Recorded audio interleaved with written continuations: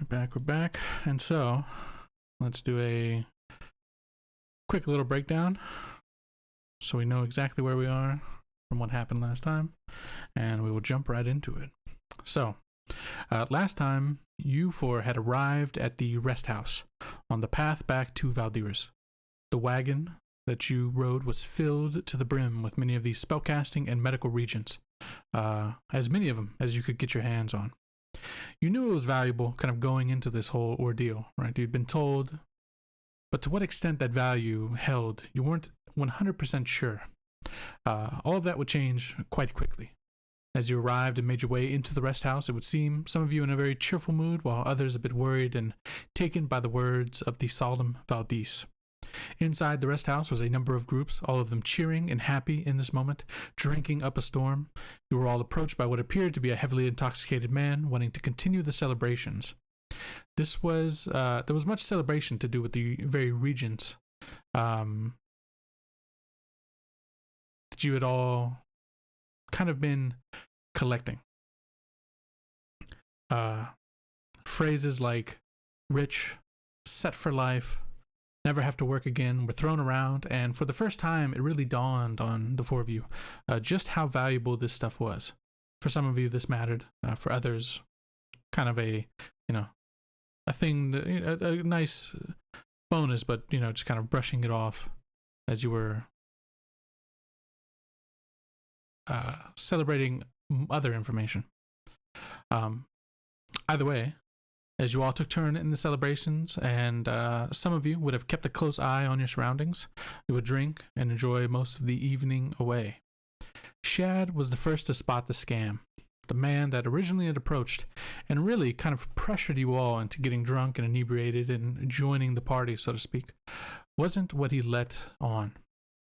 Shad, you saw through the scam, and you would approach this individual, gathering the attention of everybody else as you made your way over. The man at first was very hesitant, and were it not for your supremely keen eye in this moment, you would have never seen through the performance. This man revealed his plan was to get everybody drunk and steal from the wagons. A very terrible offense in this part of the world, as rest houses are a safe place no matter what the reason. As you all joined in, the man knew he was caught and done for, especially when Hercian placed his arm on the man's shoulder just before he could attempt to kind of make a break for it, and fearing him into complete pacificity. He revealed his plan, not only stealing from the wagons, but that he was with a few others, and their intention was to rob the wagons, or in his words, tax the people a small percentage, something that would never bother them, right? It would never take away from the immense value that they're getting out of these herbs and other materials. Just a small portion, a small percentage of their collection, because he and the others that he was with just actually had no idea how to collect these regions. Either way, you would lock him away in the holding room of the rest house for the evening, while Escucho kept watch and him company for a time, espousing the words of the Kazakh and the coming change to the world, much to his delight. You would then call for a meeting, kind of an emergency meeting, the following morning before any of the other travelers could fall victim to this scam. And the following day, you'd all have a discussion. It was decided that the 2 remaining wagon crews that were headed back to Valdiras would tag along with you, and you would all look to caravan together, at least through this small area, hopefully avoiding the ambush, as you would outnumber them by a few at the very least. And so, the 4 of you, with the other 2 wagon crews in tow, would head off, 2 of you at the front, while 2 at the back. You knew the area by description, and as you traveled, you would see up ahead the large boulders that jutted from the ground, and a turning ridge as you would have to make your way past. This was said to be the place, at least in description, by the individual now in holding, and that is where we pick up I think I described it as you about 50 to 60 feet away. And so we pick up there. All right. Honest living was a phrase used. Yeah, absolutely. Just to make an honest living. They're not going to steal everything. They're just going to steal a little bit. So if the four of you could start this off with giving me a perception check.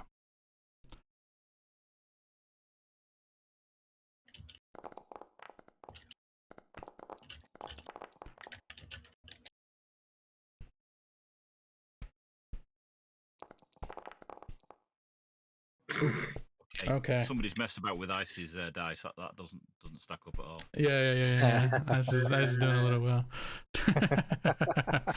So, so we'll go from relevant to so, Hercian, maybe you're just fully focused on the potential fight at hand, the weapon in your arms, right? All of these things. You're not. You're basically just kind of waiting for the moment to happen, right? That's probably more where your mind is in this place, right? With the natural one, right? You're not keeping an eye out. You're just like, let them come, and when they do, I will kill them. For Shad with an 18, you see at this distance, I mean, there are two individuals that are attempting to look pretty slick in this moment, but they're just not doing a very good job at it. Right, one of them, each of them are kind of standing side by side across the on either side of the road, kind of flanking it on either side.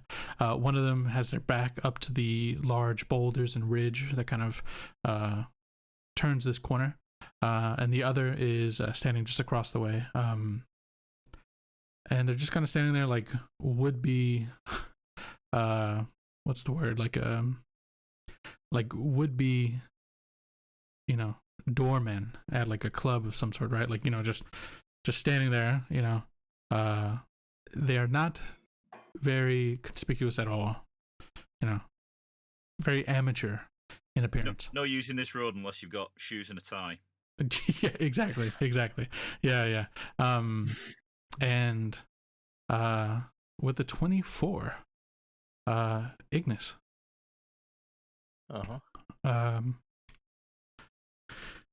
You've noticed it since you've started traveling, but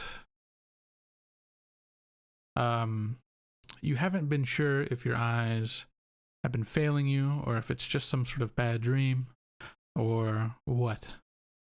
You see, almost stalking from a considerable amount of distance, not enough to kind of put it into harm's way, but close enough to be seen every now and then, either traveling along the road or by ducking into the tree line and such.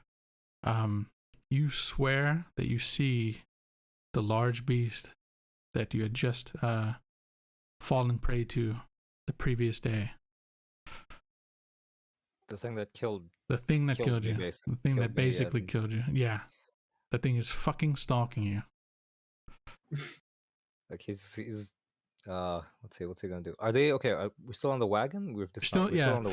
You're still in the wagon. So two of you are up front, two of you in the back. Is Shad with me? No, I think Escucho was in the back, or is Escucho? Who's with me now? It was Escucho in the back. And Ignis are at the back, and the other two are at the front. Yeah. So in the perfect place to spot something stalking us.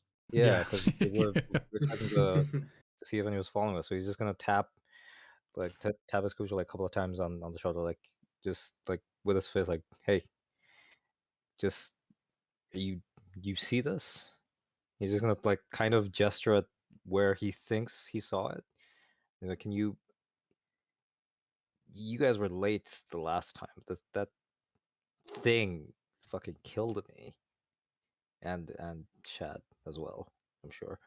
But it's following us. He's not panicked. Well, there's an undercurrent of panic in his voice. He's just like very determined to see it coming this time.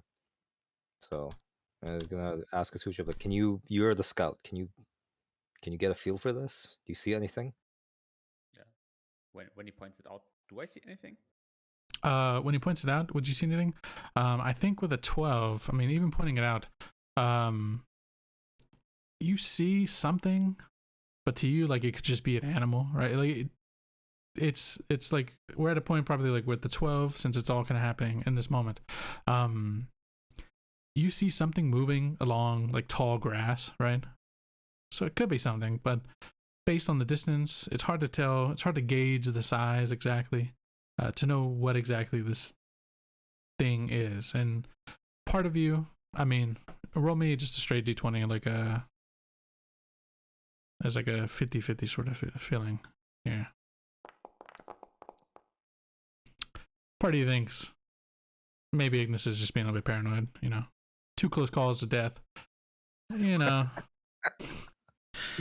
Well, Ignis, it didn't seem to attack us when we were in a group of 4 or more.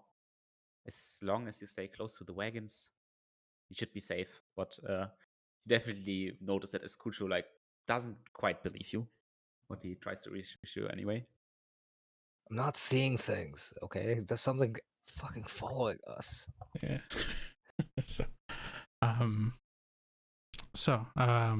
He's also gonna like just at least, you know, since he's kind of realizing that Escucho isn't believing, he's also gonna just mention at the back, like, be on alert. There might be something, like, we know we're supposed to be ambushed up ahead, but be on alert regardless. Fair enough.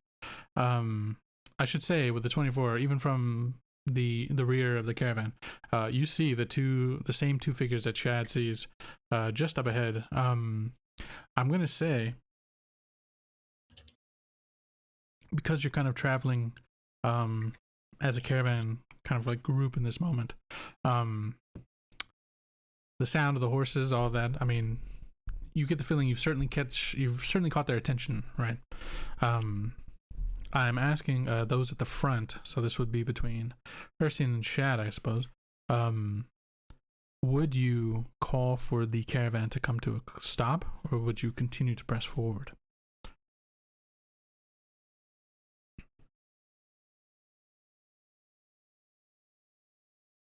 I'll go first then. Sure. Yep. Shad is going to say, just whisper to Hersian. Now, that fella last night, he said there should be at least 7 of them, so there's another 5 fellas hiding around here. But let's try a little ruse first.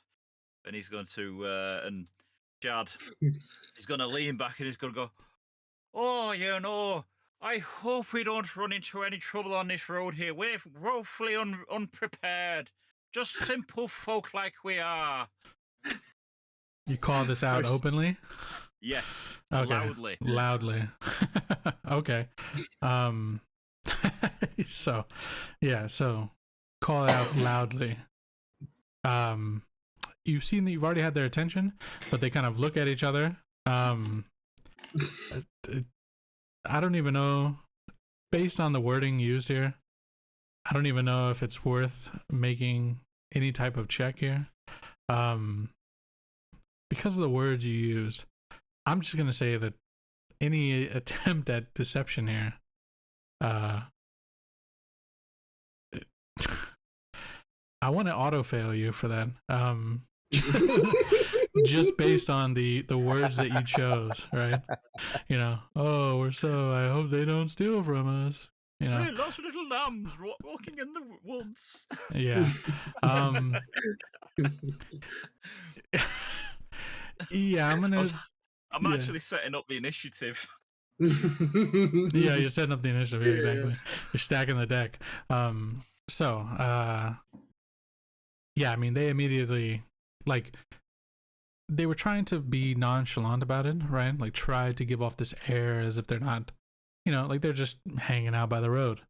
But now, they are, like, they have clearly turned and looked in your direction, and they're essentially staring you down, waiting for you to approach. Escucho. Yeah, so the wagons are still going right now? Yeah, that's what I want to add. Like, as you're calling it out, I'm going to assume that you're moving at least at a slower pace. I guess you could attempt to speed right through it if your goal is to just make it past whatever this serious, like, the situation is. Regardless, I would think like the or how fast is the caravan moving, like, in general? Like, You I'm all asking have- because for my trained stalker feet, I think I'm definitely slowed down. Well, the horses are, so that's why that's why I would like to get clarification from either Shad or Hersian, who are up front leading. Because if that's the case, a decision would have to be made, because these horses, remember, are like supercharged horses, right? They've all been eating all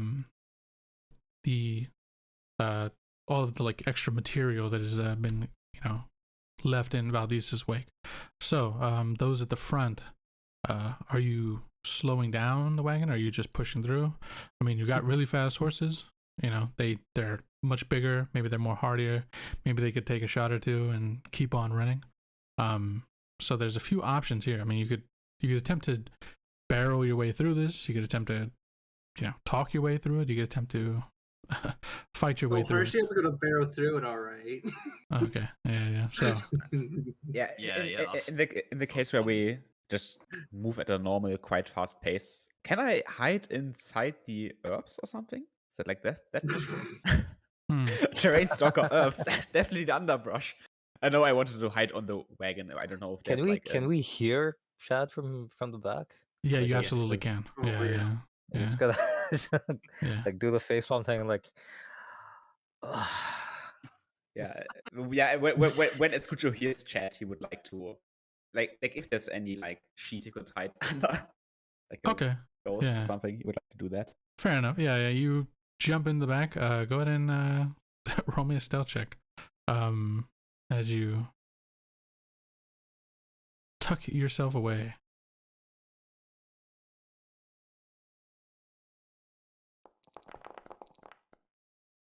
Perfect. Yeah.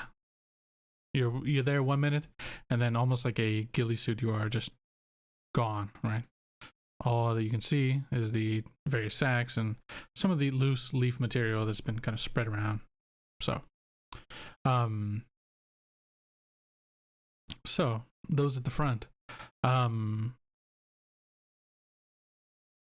are you moving forward, seeing these individuals essentially in wait? And now, Shad, I mean, you've gotten their attention fully, right? So they're not even,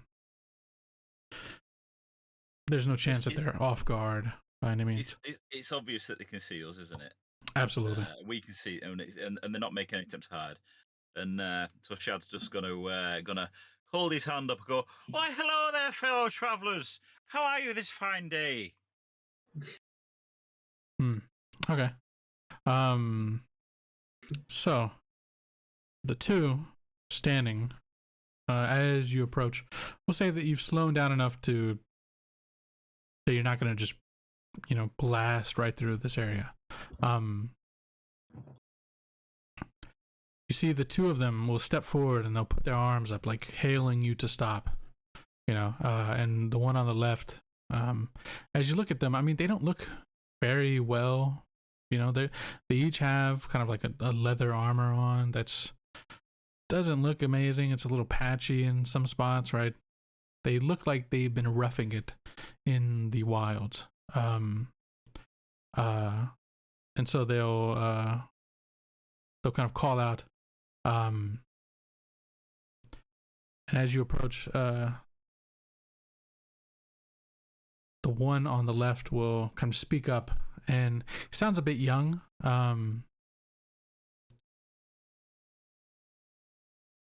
He calls out and he's pleading, essentially, like, please, could you stop? Me and my friend have been wounded. We need some help. Could you provide any help? We do have some gold, but it is, with knowing what this is, all of this, it doesn't matter how well they could roll on any type of performance or deception. It is just coming across as like complete ridiculousness, essentially. All right. Oh, I'm very sorry to hear that, but we have a schedule to keep. Here, have a handful of bear meat. And he's going to throw a handful of bear meat at them.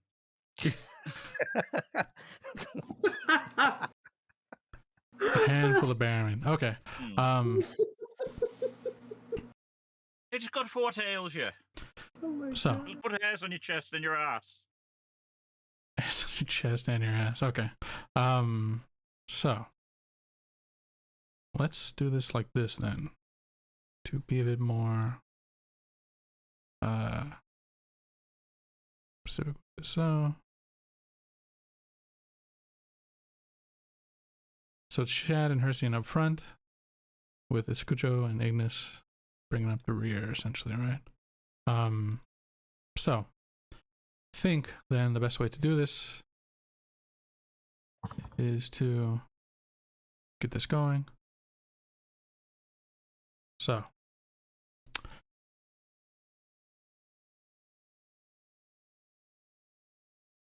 draw your weapons if you still can. On Yeah, approach. I'd say Ignis drew his weapon the moment he saw the friggin' bear in his vision, and he's just been ready. Okay. I will add one small thing, because I have daily preparations. So what I did was I could craft like daily talismans that disappear at the end of the day. So I would have crafted 2 potency crystals, level 1 talismans, just as a backup. It's Okay. in my inventory. That's part of the daily preparations thing. Fair enough. So yeah. So he's got a sword drawn, and that's it. Okay. So as you approach, just imagine that the area between you is cards, right? You know, we don't need like specific cards and everything being shown here. So to describe the area a bit better, much unlike the path that you've been on so far, much of this area is very green, right? Life is all around, right? This looks like spring, but that is not the season that you are currently in. So this is a little weird to you. Even the 2 trees that you can see in your immediate area are like much fuller than you would expect them to be. So as you take a look, there's like a small ridge that you could climb up, right, and head off in this direction. Over here, the 2 individuals, right, are kind of standing up next to the road, kind of calling out to you. And so in this moment, you're essentially kind of just tossing bear meat, right? Many of these rations that you've collected from killing the bear. And so in this moment, as you kind of like try to, you know, throw them off your scent, so to speak, the one that initially called out, which was this one, right, the one that tried to plead, is gonna yell out to the, you know, to just the surroundings, like, oh fuck, they're not taking the bait, you know. And then you'll see, kind of emerging from beneath the stone and this large tree, 4 more individuals. They will come, they will jump down, and they will essentially side on either part of the road, looking to barricade and stop you from moving forward. You can see holding on. Many of them have short bows. Some of them have these really long, it's hard to say, it's almost like an axe, but like with an extended, like twice the range of a normal axe head. And you get the feeling it's for cutting out the legs of these horses that you're traveling on. The 2 in the back are already kind of readying them to swing down and essentially chop through the legs of the horses as they approach. And the one that, you know, kind of immediately tried to act like, you know, everything was just some sort of situation, is gonna like take a more serious tone, like, whoa now, you know, just give up a little bit of what you have.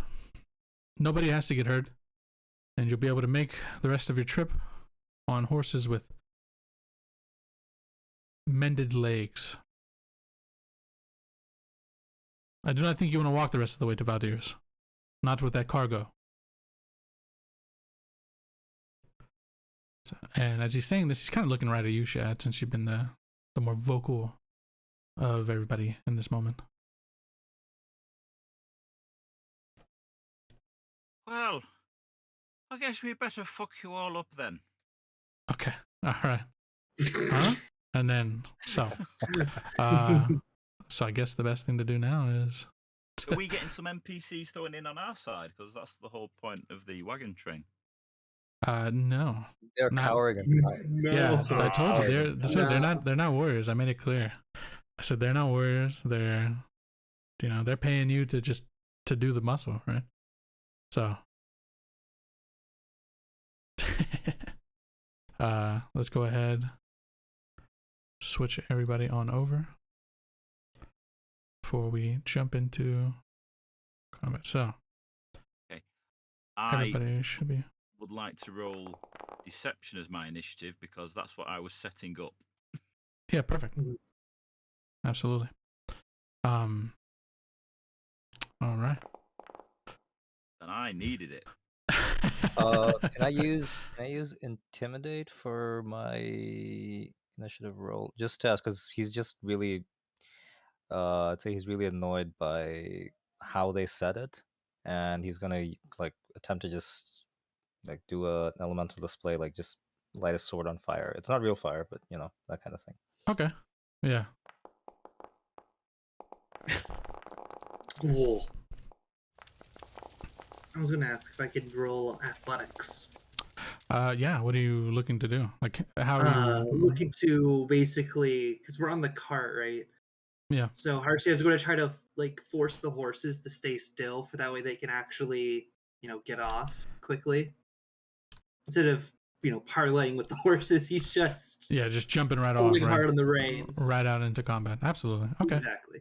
Yeah. So yanking on the reins to force the horses to stop and jumping down. I'll say you at least get the horses to stop. So, Yeah. All right. What was that? I rolled stealth because I am hidden. Yeah, absolutely. Okay, perfect. So, we'll say that as the reins come to a stop, the entire caravan wagon will come to a quick, almost like a jerking stop. Carl, Scooter, you feel yourself hidden underneath all of this stuff, just come to like a sudden stop, and you feel yourself kind of thrown around in the wagon. You're still heavily obscured, so there's no issue there, but it kind of catches you off guard, and you get the feeling that that's when everything is happening. So let me get some music going, and we shall begin. So yeah, that and chat shouting, "You can fuck right off." Yeah. We should fuck you up. I think we should fuck you up. Yeah. I think that might also be an indication that something might happen now. Absolutely. Yeah. So you have the drop on everybody. You're the first to act in this moment. What are you looking to do?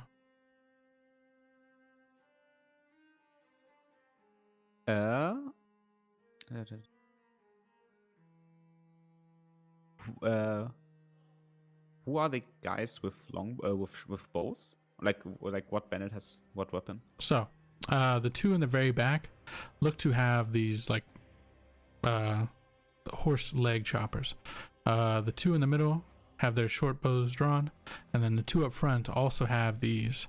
They don't have them drawn, but not as hidden as they thought. Right? They've got these large axes that they kind of have pushed over their back, so they'd have to draw them first. But they also have these large axes meant for essentially chopping the legs out. I want to use 2 movement actions to, I guess, go. Is this area a little bit flatter, so I can just walk up here, or? Yeah. You'd say you're gonna walk and then get right on over there. Yep. Oh no, I'm actually not in range in that way. Was it possible to throw weapons past their normal throwing range? Yeah, you just take a negative increment, right? I think it'll automatically do it as well. You just take like a -1 or something. I don't know what the exact number is. Yeah, like that. Does high ground give me any benefit? I do not believe so. Not in this regard. Yeah. Or anyway. actually, I mean, if we're thinking logically, I'll say it gives you a +2 circumstantial bonus, right? Yeah, perfect. So you run up and you've got a weapon drawn. Yeah, because I have surprise attack. That guy is flat-footed against me. All right. Then I would. Yeah. Yeah. So go ahead and roll. We'll just do the instead of having to drop the find the condition, drop it, and everything. Yeah, unfortunately. So, yeah, it automatically did the surprise. Yeah, so yeah, just narrowly missing. You rush up, you take your dagger, kind of hold it up by the end, and then you just throw it out in his direction. The blade spins, but he just moves just out of the way as the blade comes flying past and sticks down into the dirt just behind him. And he immediately turns and looks to you. Yeah, it's my turn. All right. So one of the ones in the back is going to. This is one of the ones with the horse chopper, so to speak, right? He's actually going to take one of his actions to climb up here. And he's going to essentially just spin another action. We'll take all of his actions. And it looks like he's trying to scurry around this boulder on this side and make his way through the back. So I think he would have, what, one more. No, that was his full movement. So he stops there as he looks to, for whatever reason, duck behind this large boulder cover. All right, next up. This one, the one that you essentially threw the dagger at, is actually going to rush you. Directly rush to you, Escucho. Come right up here. And just look to... Can I fucking get rid of this thing? No. Fuck. Okay. Never mind. Okay. They're gonna rush forward. They've got that. Oh, so they use one action to move, one action to draw, and the final action to take a slash in your direction. They terribly miss. They, swing widely. The metal of the blade, you can hear it just whir right by, but you are too swift-footed, and you are anticipating the attack, so doesn't even come close. All right, Ignis. Okay, so I think I'm in a position to flank this guy if I come here. That counts flanked? Oh yeah, the weak count is flank. Okay, so I'm gonna spend 2 movement to just kind of rush. Okay. So 25 feet, 25 feet. That's a little less, but yeah. That's like 45 feet. So I'll use two movements, 2 actions to move there. Perfect. All right, so you rush up, looking to get behind him. Yeah, doing so successfully. Right now, yeah. So at this point, I'm just normally he'd do the exploit vulnerability, but he's just what? There's an opportunity here. I'm just gonna take it. He's gonna just use his implement to do the charge his sword and just take an action, take an attack. And he's already targeted, so it'll apply flanking automatically, right? So, yeah, well, yeah. Yeah. So we'll just take an action and then wait for whatever happens next. All right, so you go to take a strike from behind, looking to catch him off guard. Critically hit. Critical hit. So roll damage or roll critical? Roll critical. Yeah. Absolutely. So doesn't even get a chance as he. Okay, perfect. Automatic. Okay. Doesn't even get the chance. He swings wide at Escucho, and then you just kind of rush up behind. And which attack are you using? You're using your. Oh, so you slash from behind. Yeah. So because the implements department is added automatically. I'm not using the exploit vulnerability. That's because that's another action to actually apply. And oh yeah, so it would just be down by 2, right? Yeah. So it'd be 19. Still more than enough. No, it's already added. Implements department is added. It's exploit that's not included. Oh, okay. Okay, yeah, perfect. It's still 21. All right, so yeah, you approach and just with a heavy slashing motion from behind, you split right through the armor, and you feel the blade essentially just go right through the spine, and they drop, letting go of that large, strange axe, and just goes flying out from away from them. So And as he does this, he's like he'll pull the sword out and he's just gonna like say fucking bears. Like he's just Fucking bear. Okay, yeah, fucking bears. Fair enough. All right. So that's your full turn. This one up here is going to immediately kind of react in like a moment of shock, like holy fuck, right? They're just going to quickly. They already have their short bow drawn, so they're just going to quickly take aim at you. Whatever. And they're going to shoot an arrow in your direction. They're going to miss. The arrow will just go wide. And they're already looking around, panicked. Like, oh, fuck. You know, like, and so, does a short bow, what is the reload? So it's no action to reload, so. yeah, bows are reload 0. Yeah. Yeah, so I think he's just going to make a secondary shot at your direction. Hoping to hit. Nope. No. It's even worse than the first one. It's almost like in his fear in this moment, like his arms are shaking just a bit, and he goes to pull the string and he just lets go, and the arrow just kind of like, you know, it's got nothing behind it. And he looks around and he's like, Yeah, that just like it lands somewhere like close to his feet, and he's like, nope. yeah, and then he looks around. And I'm gonna say he spends one of his actions yelling to the other one, over near the boulder face too. Let him loose, you know. And so Shad. Oh, gentlemen, you could have made this a bit easier by standing a little bit closer together, but we'll give this a try all the same. And we are going to go for a sudden blight. Let me just check where I'm aiming.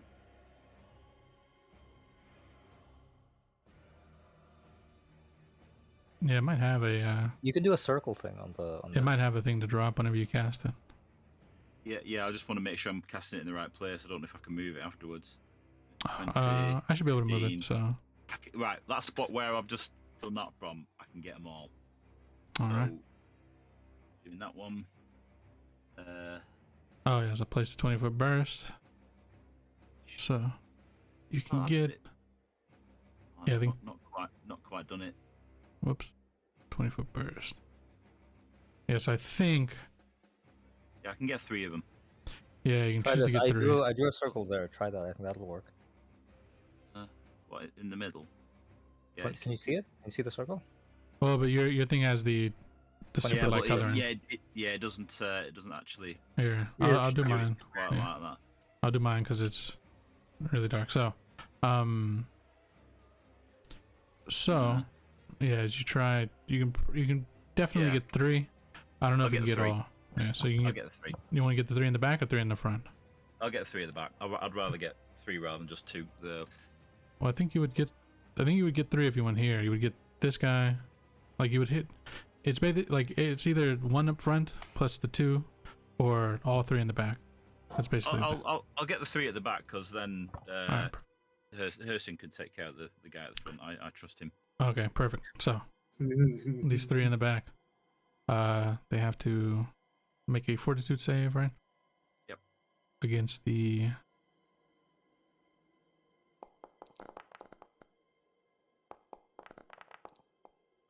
Fail. They all fail. Awesome. So go ahead and roll the. Accelerate. Each living creature takes 2d10. All right.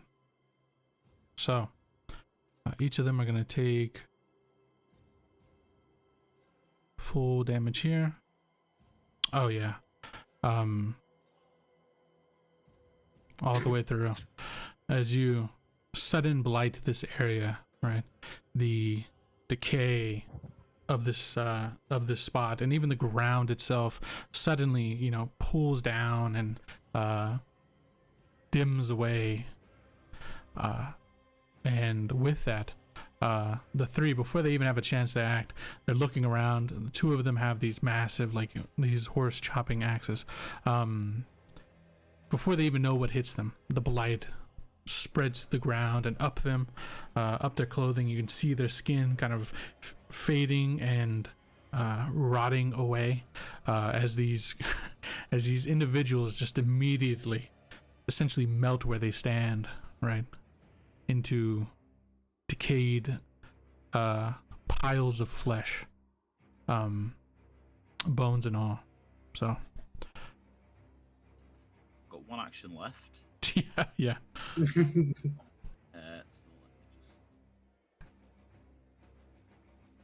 do this. And I think I'm going to need a little bit of flavour. That's okay. I would like to manifest the Eidolon, but like it's coming out of a bit of a crack or a shadow in that cliff line next to the closest guy to me. So about there. Okay. So right about there. Yeah, so you all see, or I should say, Ignis, you see this strange undead form of the creature that had ripped you to shreds just appears now in this moment, kind of crawling, you know, almost like manifesting itself from the shadow and darkness itself as it pulls itself forward into life. Oh shit, Doctor, did you see that? I think it's coming after us. I've got one action left. Do I share actions with Eidolons? You do, yeah. Right. So if the Eidolon does anything, that's one of your actions.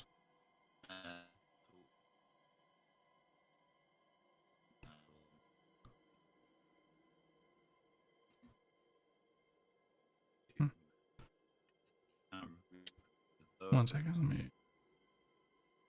There we go. Sorry about that. So what are you looking to do? Trying to see if I can do anything. You're like He's only super moved. quiet for me. Yeah, you're Sorry. super quiet. Just unplugged. Damn it. How's that? You're on like a different mic. It defaulted to a different mic, I think. Right, just There you go. technical All problems. perfect. I'm back. Okay. Right. All right. Okay. I don't think I can do anything with the Eidolon. It's I'd have Can move to it. move but- him. yeah, I can, but I want to see if I can do something a bit better than that. fair enough. I do have a trip. All right. Yeah, let's divine lance the what the range on that is. All right. Range 30 feet. I don't think I can't get him, but I can. No, he's 35 feet. Damn it! I'm just gonna have to shield. That's Shield? the Okay. Easy one to go for. Fair enough. Yeah. So looking around, see your options, and just like fucking better safe than sorry. Yeah. So, perfect. All right. Hersian, you look out in front of you, and you see this field of death essentially that Shad has just cast on this area. One thing I should... Well, no, never mind. That's fine. What do? You see the single one who's standing and looking like, holy fuck, what have I gotten myself into? Who have I stopped on this road? Stop on the road, indeed. Harshan sees the undead over there, and he's like, I got priorities right now. That can come next. Fair enough. Before we lose, before the horses lose their movement privileges, he's going to draw out his halberd. Okay, so one action to draw the halberd. Yeah. He's gonna Okay. grab it in both hands. Just run up and smack.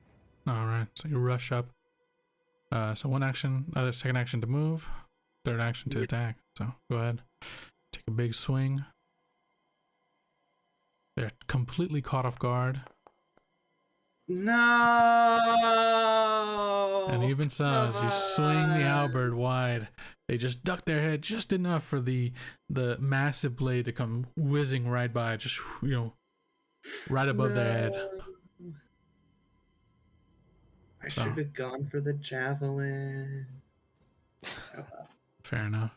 So, That's my turn. all right. So let me Next up is that one is dead. Oh, speaking of, so caught off guard in a moment of would-be bravery. Do you have attack of opportunity by chance? I do not. Okay, so they use one of their actions to pull out the large weapon, and they'll take a swing right back at you. So one action to do that. Second attack is to swing wide in your direction. They miss terribly. Man, tough rolls for them, huh? And then in this moment, I mean, seeing you approach, looking back, noticing all the others dead, they're going to essentially just turn and, like, as they miss, they look at you, Hersian. I'm sorry. And they're just going to turn and just try to book it as fast as they can, rushing away. And so they can get to here. That is their full action. So coming back around, Escucho. Ignis is slaying the one standing between you. A lot of bodies have fallen very quickly,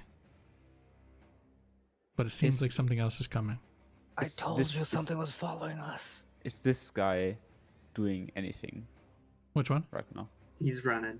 He's running. Yeah, he's looking to just No. get down there. I the one on the left. Oh, the one on the left. Yeah, he looks to be making his way around the rock for some reason. Am I still targeting him? He's been told to like, he essentially told, like, let him loose is what you heard. Yeah. Yeah. How does like climbing work? Because I think I want to just move with 3 action points and like climb up this tree or something, if that's possible. Yeah, let me see, because it's a lot of movement. What's your normal speed? 30. 30. So take 60. We'll say 60 gets there just fine. And then one action. So yeah, 3 actions would be getting there and then climbing. But climbing works. Just make me a athletics check. Can I use acrobatics as well, or do I need to use athletics? I think specifically the action asks for athletics, but I'd be fine with acrobatics. You're trying to do it ninja style, right? Yeah, maybe you can just be -2 or something. Would still be much better. Oof. Oh well. So that is. I would definitely, like, of course, still attempt it. So I'm like here. Yeah, absolutely. So you would be able to move. Basically, you get about 10 feet up the tree, and as you start to climb it, I mean, this tree is massive, way too big. This is definitely something that has changed in everything that has gone on, right? This whole Valdiras, this whole solemn stuff. You know, this is an example of it just perfectly in action. So you climb about 10 feet up the tree and get to a point where you can kind of sit on the edge of a branch and kind of overlook the entire situation. So that is your action. That is your turn, rather. So next turn up, it'll be the one. You'll all see them disappear behind the rock line.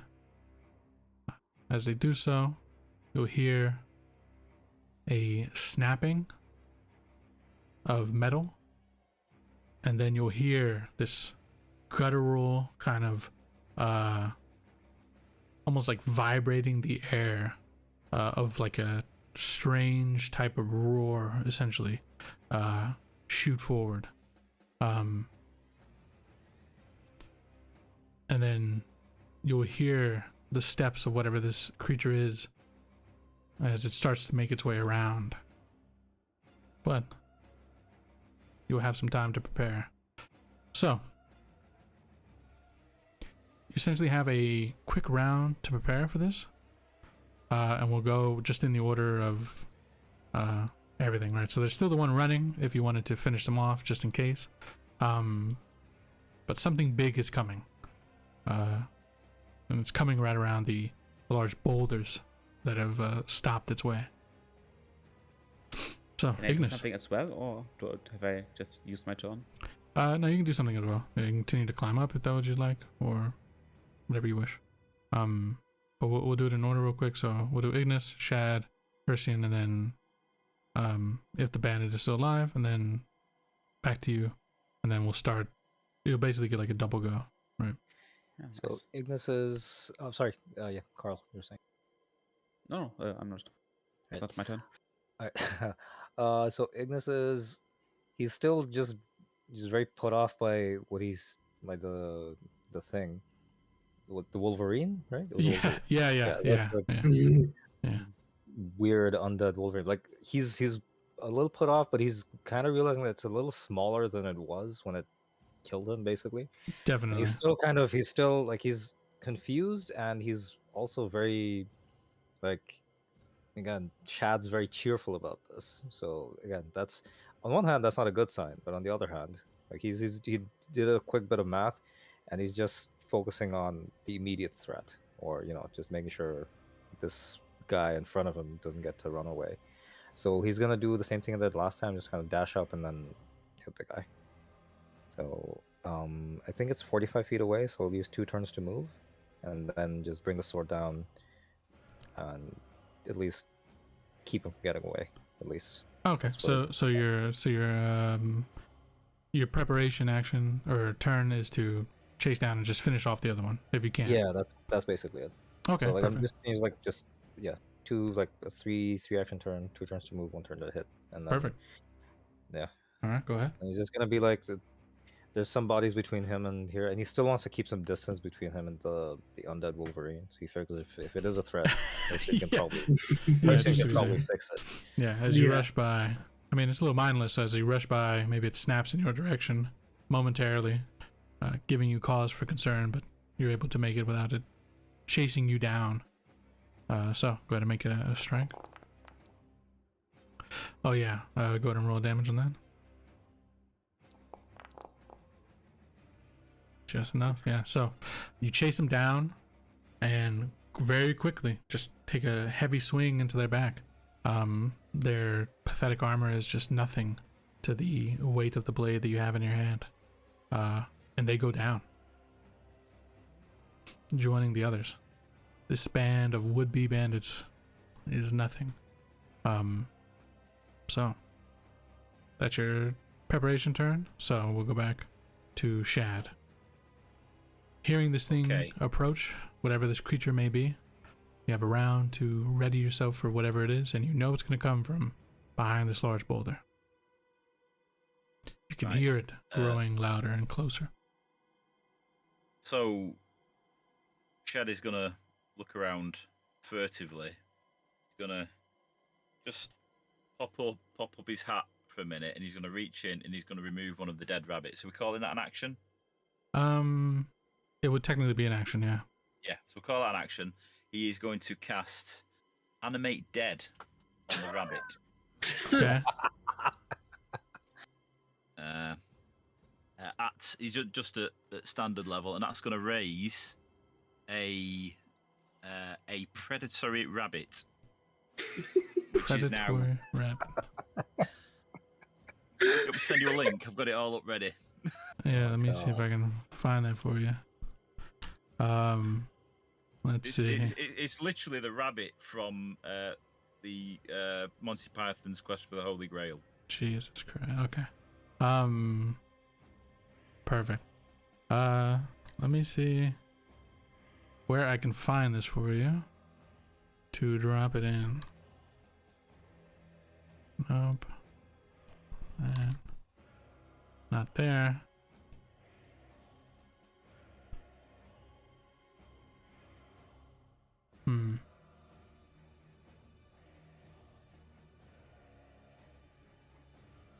Predatory rabbit. Yeah, if you can go ahead and link me that so I can try to find it, so I can get it thrown into the game for you.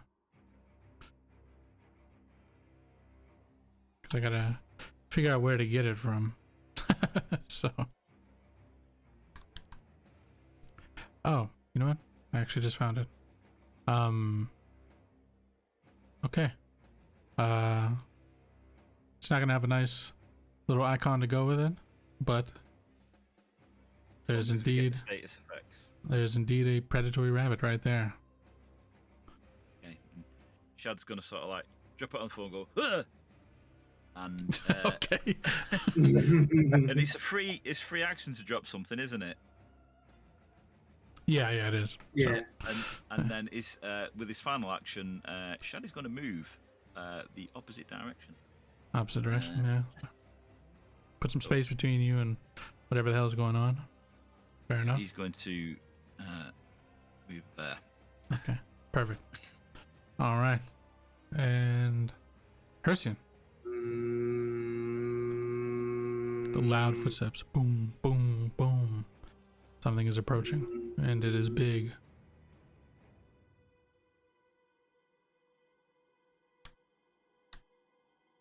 Yeah, the undead thing can wait a moment. How big is this ridge? This ridge here, it's really not large. Yeah, it's like maybe 10 feet or so, 5 feet, 10 feet. Gotcha. Harsion is going to take an action to move right here. Okay. And what he's going to... Is there like a hold action? I don't remember if there was anything like that. Right? Yeah, I believe it takes, let's see, one action. So you ready an action. Basically, you choose a single action or free action that you can use, and you designate a trigger.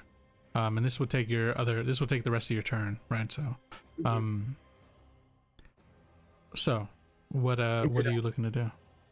Is it a one action thing I hold, or? Yeah, it's just a single action turn. Or a free action. That's the only thing that you can choose to do. Okay, then I won't do that. I'll go ahead and rage. Okay.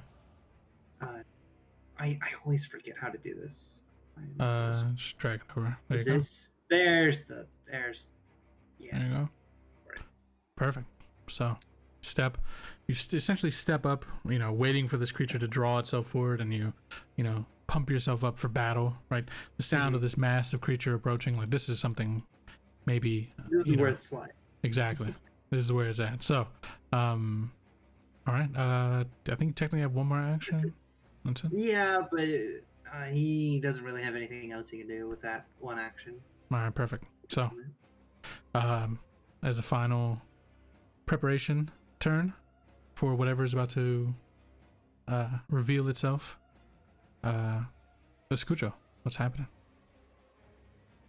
Yeah, I want to draw another dagger. Okay.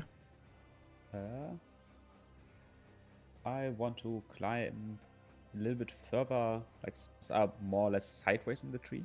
Okay. Yeah, I'll say you can do that for sure. Yeah. I'll just say that's like a movement speed, right? Or like a movement action. Yeah, and then I want to use Envenom. Oh, perfect. Yeah. On my rapier, probably. Fair enough. Okay. So, standing, you move atop the tree line, kind of looking out, seeing if they're going to reveal themselves from this side or from this side.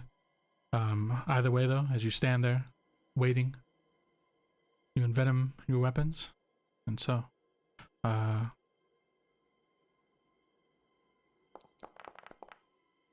it's actually going to show up as the predatory rabbit. Yeah, okay. All right.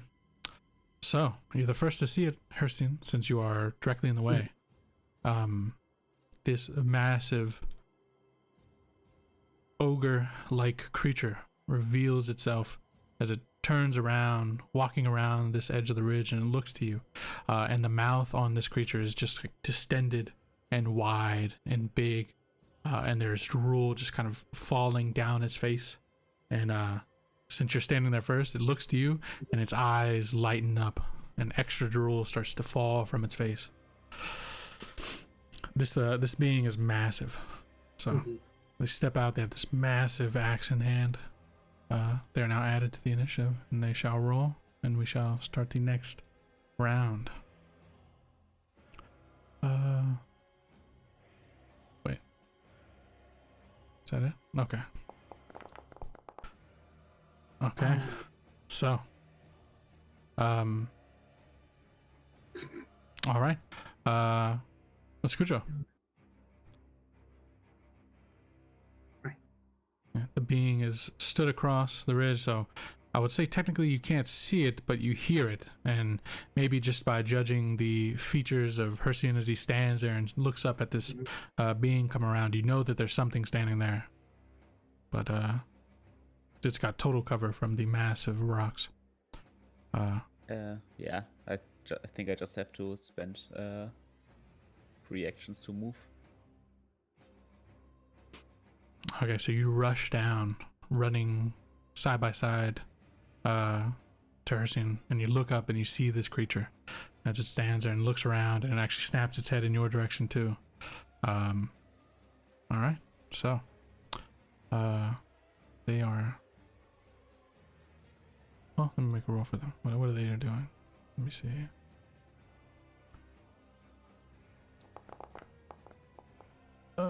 Yeah, okay. All right. All right. Ignis, the same thing for you. You see Escucho rush in that direction. You're standing basically at this ridgeline. You've got all these dead bodies around you. You've got the Wolverine-like creature in the way of you and where you're heading. Can I see the head of the ogre from here? Like, can I? How much of the ogre can I, or the creature can I see? You can't see any of it. It's got total cover from the massive. Yeah, I'm seeing of the rock. Yeah. I can just hear it, right? And I saw Escucho. You can just hear it. Yeah. You can see Escucho and Hercian. They're looking up at this creature. Kind of witnessing it. What is the smaller undead Wolverine doing? Like, is it just what's it doing? Wagging its tail. Wagging its tail. Yeah. What? The jaws are kind of hanging open, occasionally snapping, but not necessarily like in an aggressive way in your direction, right? Just kind of snapping in general as the jaws clap together. Like Ignis has noticed in between this that it hasn't actually tried to attack Hercian or Escucho as he ran past. Yeah. So he's like, he remembers like, again, like trying to escape it, he got struck down. So for him, it's gonna be, he's puzzled, but at the same time, his calculation is, this might not be the immediate threat. I think Shad's fucking around with something that so this is the result. He'll look back at Shad and go, "What did you do?" And then let's see, 1 movement, 2 movement. Let's see.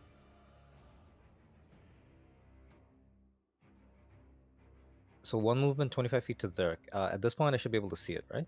You have, it's got like about half cover, but you see the massive head of the axe in its hands, and you see the massive creature, basically like the gut forward, right? This creature's big. So. All right. So what I'm gonna do is Ignis has visibility. Yeah. Okay. He can see it. So what he's gonna do is get closer to Hercian for his. He's gonna move again, just giving the friggin' zombie Wolverine a wide berth. He's gonna come close to Hercian, and then he's gonna try and use his magical implement to exploit the creature's vulnerability. So that's next 2 actions. Okay.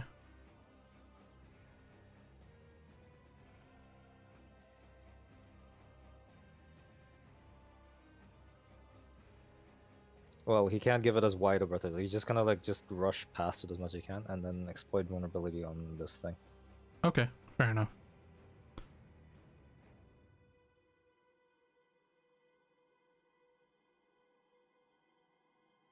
Huge text. I have to roll the. Sorry, I have to roll Esoterica. One sec. Let me roll that.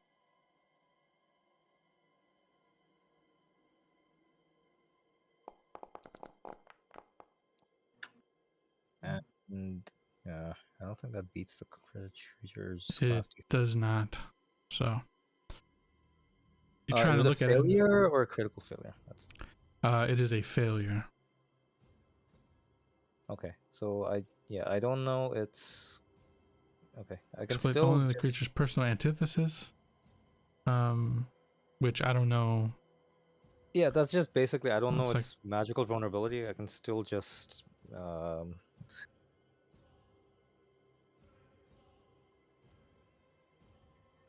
Personal antithesis does. Sorry, this wording is just so cluttered.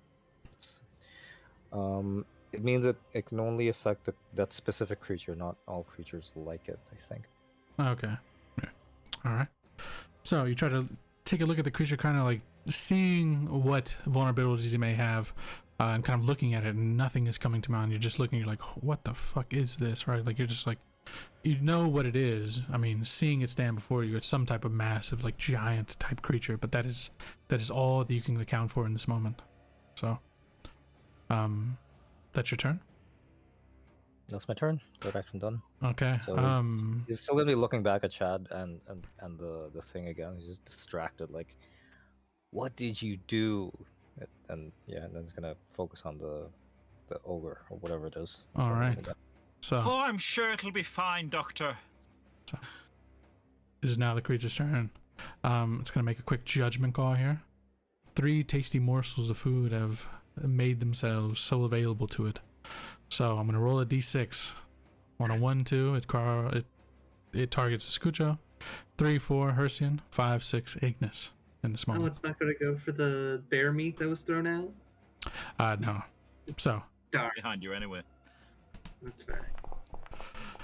Oh man. Oh Oh no. Yeah. Oh no. Not again. All right. It's going to make its Glutton's Rush. It is going to rush forward using 2 of its actions. Basically just chopping down off this little ridge. Rushing straight ahead. Eyes fully targeted on you, Ignis. And it is going to make a Jaws attack as part of the Glutton's Rush.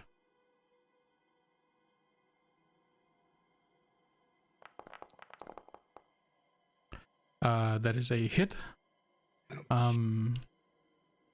It will grab you, and essentially it will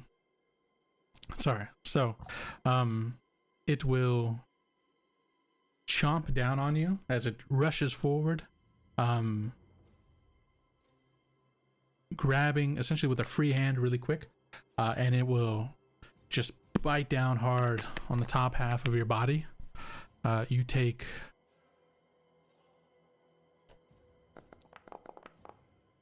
16 points of damage as they chomp their jaws on your body. And then they're going to use their last action to grab. So, because Jaws, melee strike Jaws, because it has a grab as part of its feature, so long as the monster's last action was a success with a strike that lists grab in its damage entry, the monster automatically grabs the target until the end of the monster's next turn. So you are grabbed by the creature. Essentially, you're in the mouth of this creature, and it is just biting down on your body. You feel its teeth kind of breaking through the skin and your armor and just holding you inside. You can smell the disgusting breath of this creature as it kind of comes up from the stomach. It'll just hold on tight and look around. It looks to Hercian and Escucho like a rabid dog with a piece of meat in its mouth, like, you know, unbothered by it whatsoever. It looks around to the two of you, and so that's the creature's turn. Chad, what are we doing? I've got to admit the positioning is unfortunate, because I really wanted to get the rabbit up there, but I can't have any of the other party members within 10 feet of it. What's that? Because of the status effects that I am trying to use it for. Trying to make a blight bunny, man. It has a status effect called Stench, which does something, and it would affect everybody. So Couldn't you technically put it 10 feet away? You can move it forward, and it would be right? So long Yeah, as it, yeah, like I mean- if it's within. Sorry, I'm using the I'd wrong say- thing. Yeah. How does it work with controlling summon creatures? Because at the moment, I've effectively got 2 creatures on the field. Yeah, I don't I know mean- how it works with the action economy. The way it works with the action economy is any action that you command a creature to do takes one of your actions. So Okay. yeah.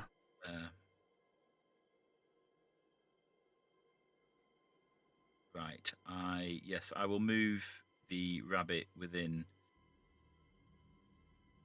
10 feet of the. Yeah, I would can say- Can I move that rabbit? I don't Oh, you think know what? Maybe I can. have to move it for you. Yeah. But I think I'd say this is fair, right? Because it's technically like in a corner, right? Because it's a small creature, it occupies like an entirely different space, right? It doesn't have Mhm. the same as, like as normal sized creatures. So Basically, I'm trying to get it close enough that we can stench area effect within 10. It's a 10 feet radius. Creature entering the aura or starting its turn in the aura must succeed at a DC 13 Fortitude save or become sickened. So we're not going to know until it starts its next turn. fair enough. Yeah, I'll say that this is fine, in a way to not affect either Ignis or Escucho. Yeah. Okay, So, magic. We'll leave that like that. And All right. So use one of your actions to make it move. yes. All right. What's up next? We're going to make the Scoot Show a bit uncomfortable, I think. Hmm. Let's see if I can do this. If there's anything with the predatory rabbit, just let me know because I can. No. It's no. I'm going to make Ignis and Hersian quite uncomfortable because we. So I've got 2 actions left. We're going to move the. Going to move Binky. All right. The undead Wolverine. Wolverine right between the 2 of them. Okay. Perfect. And it is much like the image in chat there. He's going to have his mouth open, his tongue hanging out, Yeah. and he's going to make an attack. Let me just bring Binky's profile up. Oh, you're gonna have him make an attack. Oh yeah. Okay. Yeah. Perfect. Do a strike. That is a critical hit. Go ahead and roll critical damage on that. Holy shit. Beautiful. Yeah. Big damage. Oh my god, that is 2 the ones. most that is 3 ones. That is 3 ones. 3 ones. I The saw extra 7. Oh, Yeah. man. the extra fatal die too. That is Yeah, that's unreal. that is so rough. But in any case, you rush forward, you command Binky into fray, into battle, and it will turn, it will go and try to rip at the leg of this massive, wide beast. Definitely tears into the flesh a bit, kind of bleeding at the lower leg. But it seems like this creature almost doesn't even phase it as Ignis just kind of hangs weakly out of his mouth.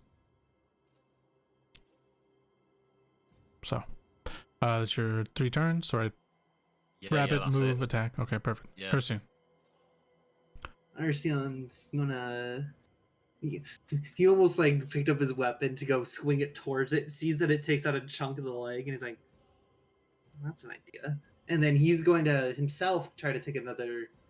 He's going to take a jab at the legs as well. Okay. Take a chop at the massive creature's legs.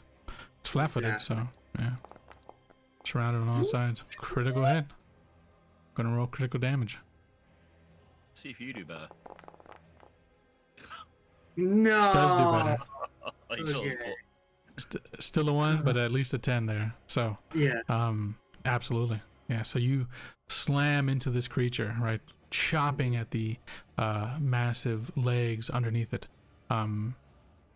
And it pays much more attention to that, right? As you slam in, you see the blood, the large cuts open up, and for a moment it kind of buckles where it stands, but it keeps its footing beneath it, and it turns, shaking Ignis like a toy, right?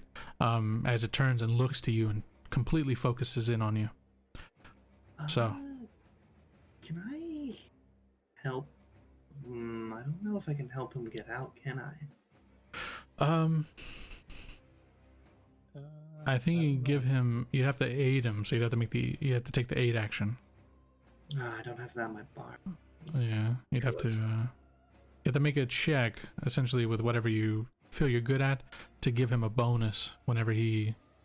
But you can, if you roll badly, you can. You can. Yeah, you can. Like- Yeah.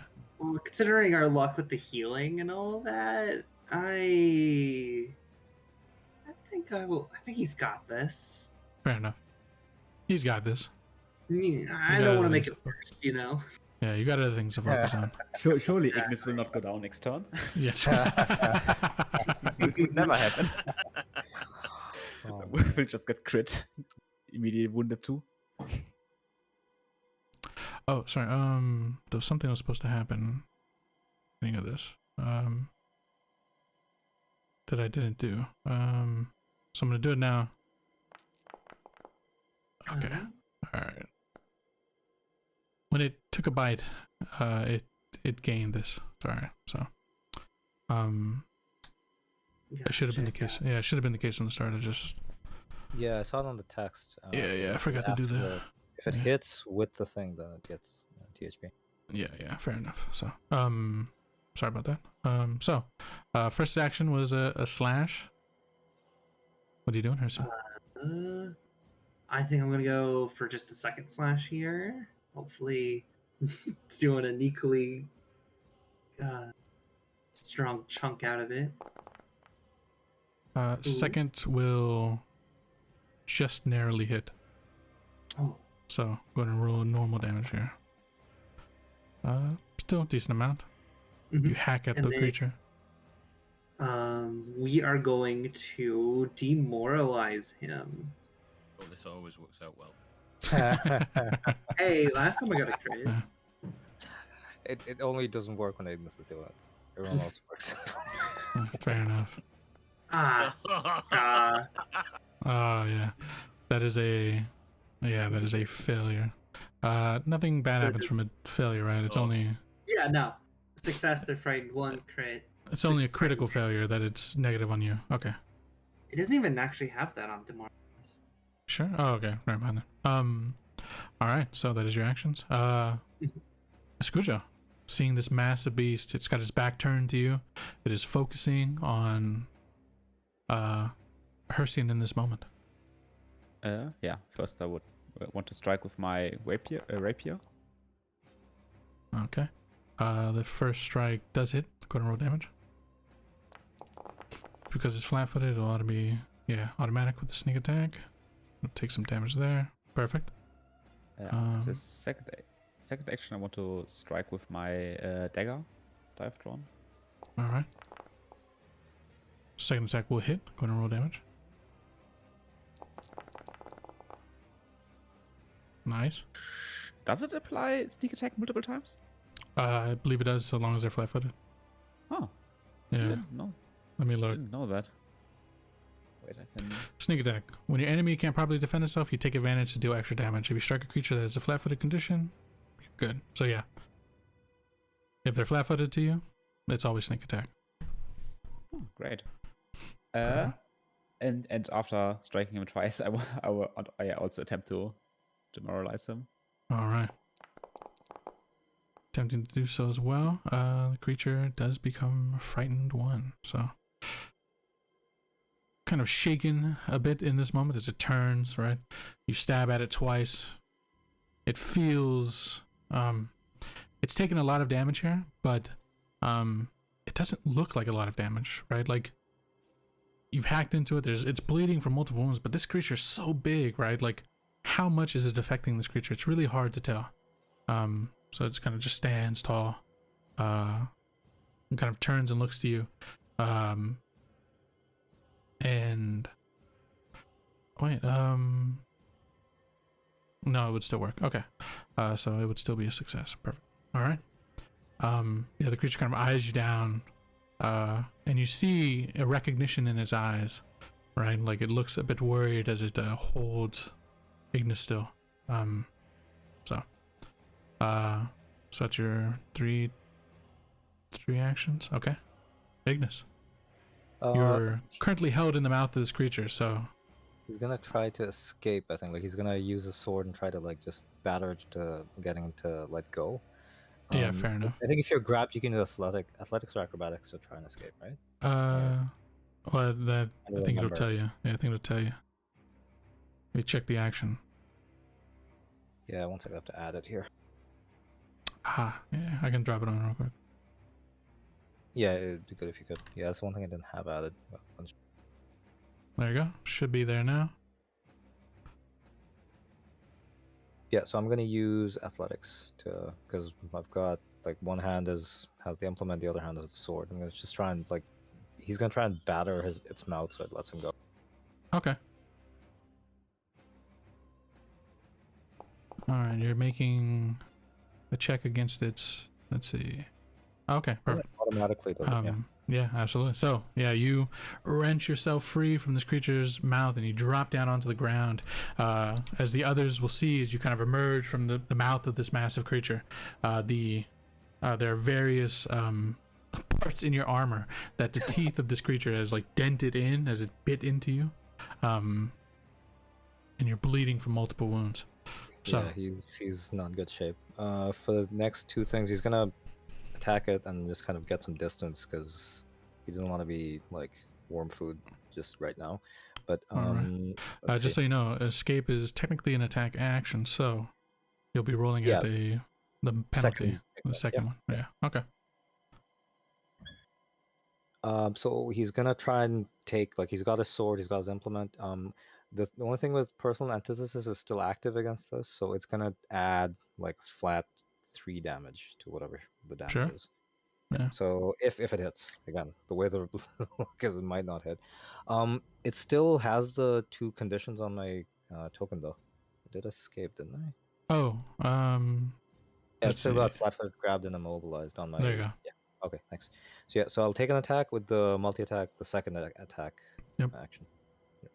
Swinging at the creature that just moments ago almost swallowed you whole. Natural 20. Oh man. Gonna roll critical damage here.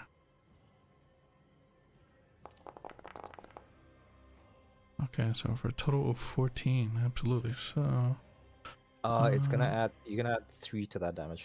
I think because it's the what's it called? The personal antithesis adds another 3 damage here. So 17 in total. That'll bring the creature to. All right. All right. So let's see. And then he's gonna go away 20 feet just to catch a breath. Okay, so you're gonna escape, attack, and look to flee, essentially, right? Yeah, it's just like catch like get some distance so he can just, like, breathe for a second and then figure out what to do. Okay, so after that attack, this creature looks very, like, at this point now, it really looks like it's wearing those wounds, right? Like, there are multiple spots in its armor that have been carved through. There's been, you know, it's had a fair amount of damage done to it, so it is looking in rough shape. So that is so you move away. It doesn't have an attack of opportunity, so you're able to get away from it. Thank God. So absolutely. So it's gonna turn. So since Ignis has run away, it turns and looks to you, Hersian. Bring it. And it will swing that massive axe in your direction.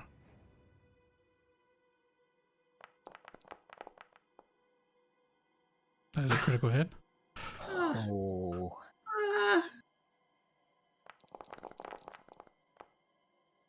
Take 37 points of damage, the first strike. Oh no. The second strike is coming right behind it. Yeah, It'll this swing. changing my plans. It'll swing again. This one will hit as well. We'll take an additional 16 points of damage. Well, I'm still up. Ooh, that's Still, good. that's 2 strikes. Will it make Jeez. a third? I think. Oh, it needs to roll its status. Oh, right. Yeah. It's a fortitude saving throw? It's a DC 13 Fortitude saving throw. Okay, well, it will only fail if it rolls a 1. Okay. It's fine. Okay. So, with the first 2 attacks,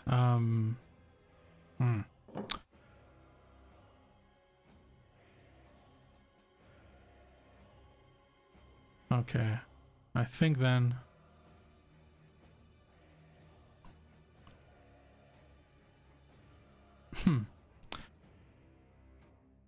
Let's see. Final action. What will it do?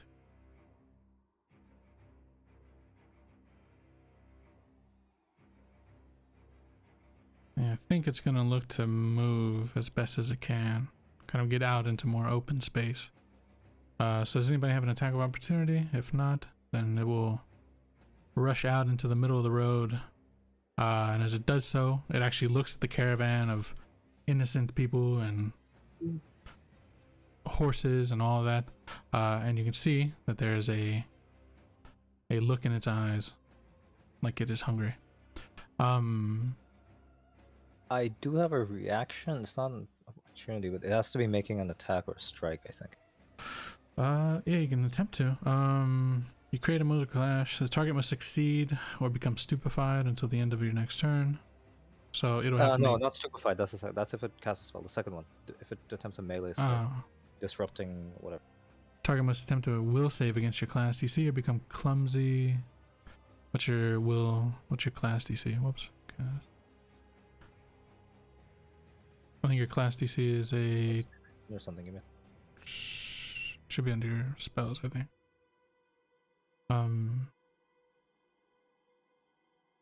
Class DC is on the Class left. DC is on that left-hand side, Yeah. underneath like fortitude saves. So it has to make an 18. Oh yeah, 18. Okay. Alright, so it has to make a will save of an 18. It's not good. It was already frightened, thankfully, so... So in that case, if I get a choice, if it fails it, then I'm gonna make it clumsy. Okay, so it'll be clumsy 1 then. So what does clumsy do? Clumsy, you take a status equal to the condition on deck saves and shit like that. Okay. Alright. Alright, so yeah. Make it easier to trip, I think. So that's the plan. Fair enough. Alright. So up next, Shad. Right.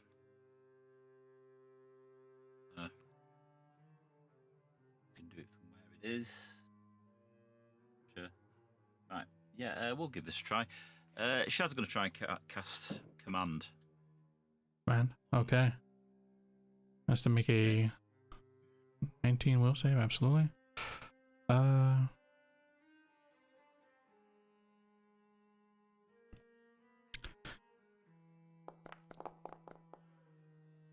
It barely beats it. Oh man. Oh, Okay. Oh man. Damn. That was a... By the way, I don't think it's frightened anymore. I think it loses that at the end of its turn. Yeah. the end I of think its it's a turn? one turn duration. I think. Was it on? Something. Was it on the end of my turn?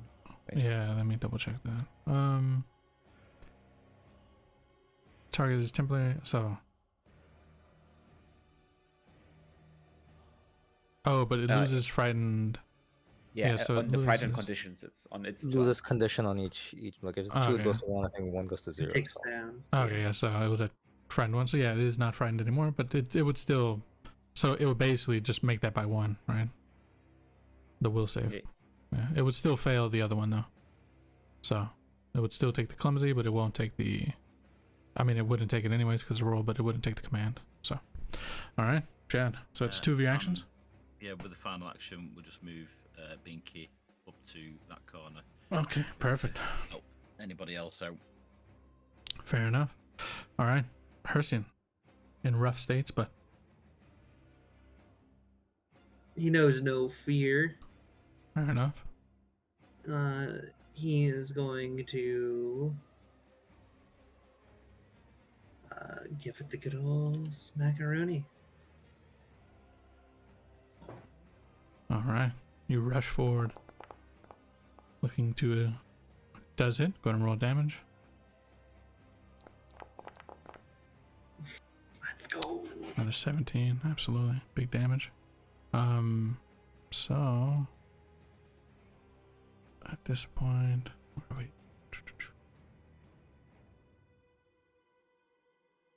Oh yeah.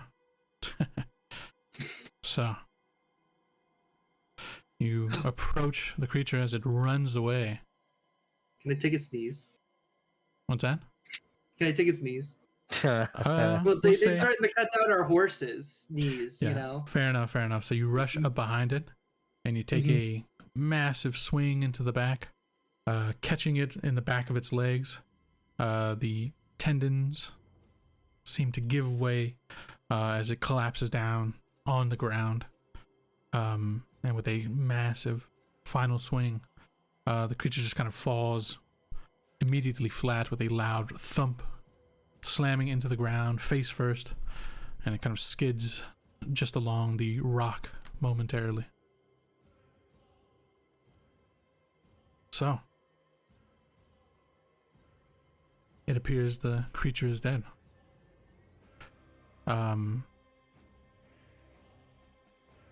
Roll me a perception check, Persian. Alrighty. It's... Yeah, if it's going to spray green slime on you. I'm gonna get Nickelodeon. 16. 16. You've killed this creature. You are successful in your attempt at slaying this beast. So you stand there. I mean, you're hurt bad, right? Oh yeah. So as you, I mean, you don't even feel the need to check the body, right? You just hit it. It goes down. It's not moving. It doesn't even seem to be breathing. And you proclaim victory in this moment. In that case, Escucho would immediately like to rush up, possibly on the rocks if he can, just to look out, because he knew that one guy got away. Okay, Ignis, so Ignis is gonna look at Oris. He still has a sword drawn, and he's just kind of waiting for the Wolverine to attack. So he's still just gonna keep his not from the dead ogre, but he's gonna keep his distance from the Wolverine. yeah, so Hurston, you stand, right? Mm-hmm. You've done it. You've slain this beast. Shad, what are you doing in this moment as you see Hurston tore up, but you know, Close is Hersian. Ooh, close enough.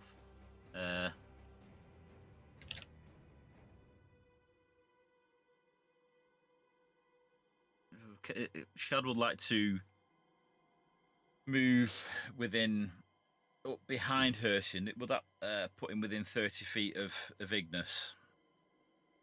well, you show me where you're looking to move. If I move, oh mind you, I'm not going to have enough actions to do this. Then I was going to use the heal, but it's only going to give me the 2. A range of 30 feet for healing a living creature. Hersian is within 25 feet of Ignis. They're 25 feet apart. Yeah, but because I've used an action to move, Oh, it's 3 I'm actions. not going to get the area effect. I'll give it to you here. Yeah.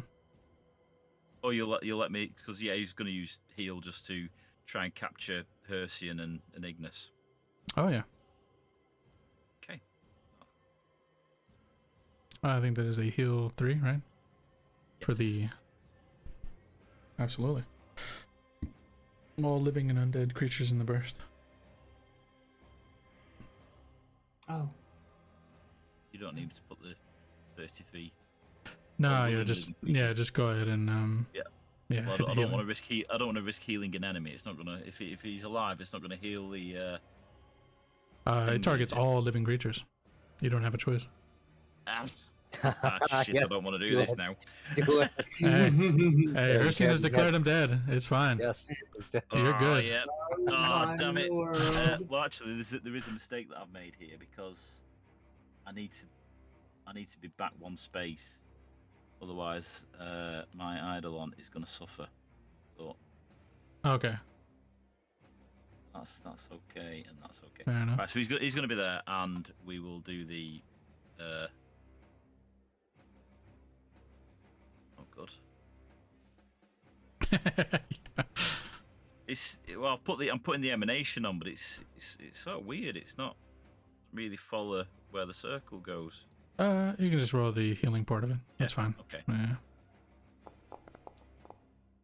Everybody gets an additional 5. So, Ursine, you can heal yourself up for 5. Ignis, you can heal yourself up for 5.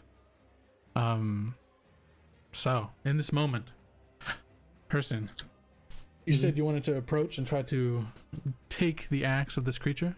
Yeah. Fair enough. Because you didn't critically fail, I'm gonna roll me a reflex save. Oh. Oh, no, we trained it. Okay.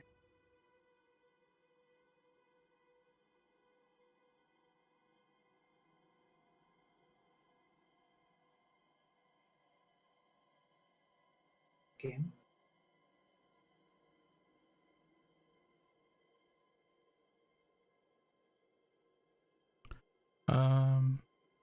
I hit it, right? If try again, maybe the dice part of it. It might be like hitting the modifiers or something. Like if you hover over the dice, it'll look like it's rolling. Maybe. Yeah, I see it. Yeah. Still nothing. Don't know. Let me refresh my page. Yeah, maybe a quick refresh. If not, I can attempt to Yeah. for you.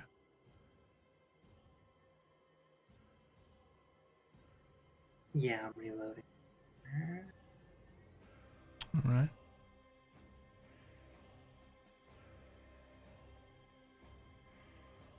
Reflex, yes. Reflex. There we go. Ooh. Yeah, that is not enough.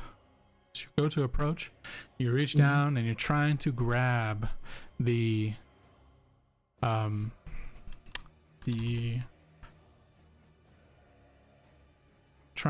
massive axe from this creature's hands, right?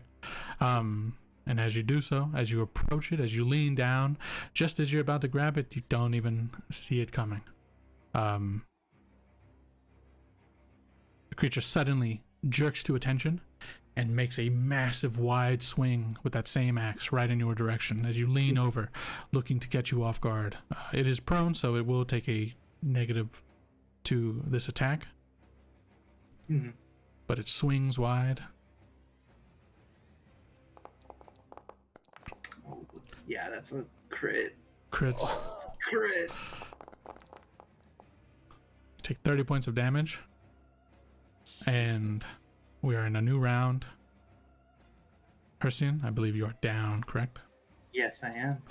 All right. Ursine lays dying on the floor. So, with this final, almost playing dead for a moment, it now jumps back to attention. Escucho, you're the first to notice as you're starting to climb up these rocks, trying to look past them to see if any of the others are hidden back here or if they've made a run for it, whatever they've done. But you hear in a moment, and you immediately draws your attention as you look back and you see what thought to be the massive dead creature taking a huge swing and just slamming right into the chest of Ursine, where he stands, immediately felling him. And the creature just kind of laughs as it lays on its stomach, kind of just like upturned almost, and it's starting to get up from its position. Yeah, then I would use 2 movements to move to here. Okay, perfect. So you rush back down, throwing yourself from the stones. Yeah, and I just because I think it would matter here. I have like a rolling landing, like catfall stuff, so I can Fair enough. Yeah, no problem. definitely do that. Yeah, it's a 10 feet shoulder means you take no damage, so you're all good. Yeah, and Yeah. I can even like do like a little roll at the end of that. Anyway, yeah, then I'll use my last action to strike at him. Target him. All right. Yeah, so you target him while he's on the ground before he has a chance to stand back up. As you do so, you do narrowly hit. Go ahead and roll damage. Creature's flat-footed, so we'll take still that sneak attack damage. Absolutely. Yeah, you stab down into it, just barely getting through. The creature kind of looks to you and it makes a small kind of grab at your wrist to kind of hold you into place, but it misses. So 2 movements, and then the third was your attack, right? Yes. Perfect. Okay. Ignis, as you look to kind of moving away, kind of following up with Escucho near the stones, you see this now happening. Also, Hercian, since you fell, your turn. Yeah, well, no, your turn in initiative comes before the creature that dropped you, I believe, right? So die. I just want to make sure. You immediately move your initiative position to directly before the turn in which you were reduced to 0 HP. So it'll be right before the ogre creature. So they're at a 20. Fuck. I'll put you at a 20 as well, and hopefully it'll put you above. But we'll see. Should be 20. I've gone to the end. There we go. All right. So Ignis, sorry. Alright, so he's still close enough that he can dash and hit. So what he's gonna do is he's gonna bank on the fact that it doesn't have a huge amount of health. He's going to bring out his implement and try to exploit the vulnerability again. And then he's gonna rush close and then hit it with his sword. Okay. Common sense would dictate he should run away, but at this point, Yeah, it's been a rough couple of days. Yeah. Every time you get close. You know what? Fuck. Yeah, man. you know what? He's not gonna exploit vulnerability. He's gonna go in close, make a hit, and then step back because he knows it can't attack him when he's moving away. He's banking on that. Okay. And yeah, so going 20 feet. Escucho's opposite, so hopefully it'll give him flanking. Or whatever that's worth. It's still on the ground, right? It's still kind of prone. Yeah, so it's already flat-footed, so it doesn't matter where you stand. Yeah, alright, so no worries. Yeah, because it doesn't stack or anything. So. Yeah, exactly. Alright, so, and first attack, and let's see how that goes. Depending on that, he'll take his next action. Well, I guess it doesn't matter if they stand up, right? And then they target you or something. Yeah. Tag misses. Yeah. So you go to strike. The creature is already turned. It's already engaged with Escucho as it looks to stand up, and you gotta go take a swing at it. You do hit, but it's got this like heavy chainmail, and as you strike, as like a swinging, slashing, it seems like the blade just kind of curves along the armor of the creature. Yeah, so it doesn't hit. Yeah, it doesn't hit. Okay. Let's see. Should I try again?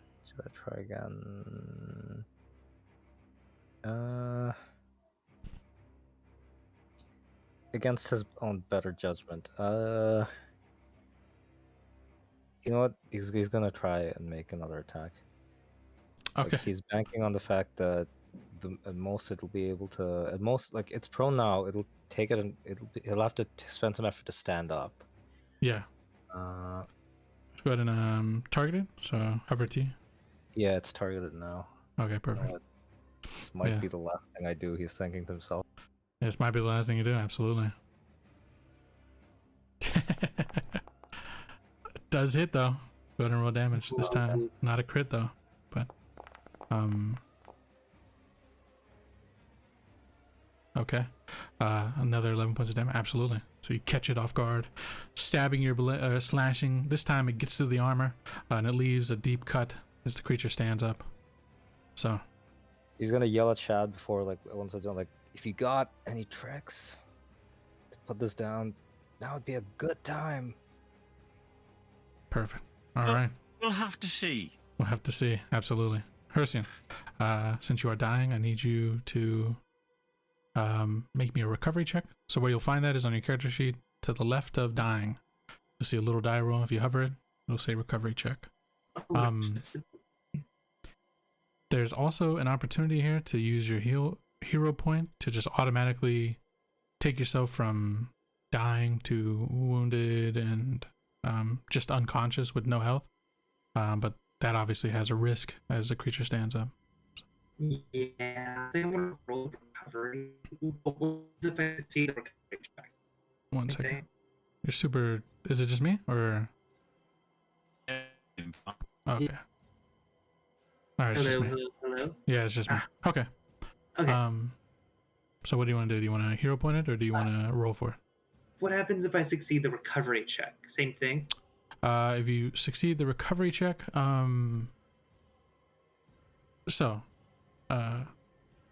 you are still at 0 hit points. You remain unconscious, but you lose the dying condition, and yeah. So basically the same thing, except one is a certified, back to life thing, and the other is taking a chance. But one uses your hero bonus, so there's no more rerolls on any other roll that you make or anything like that. That's how they work, right? It's like a secondary roll, and you get to take it. You have to take it no matter what. So. Gotcha. I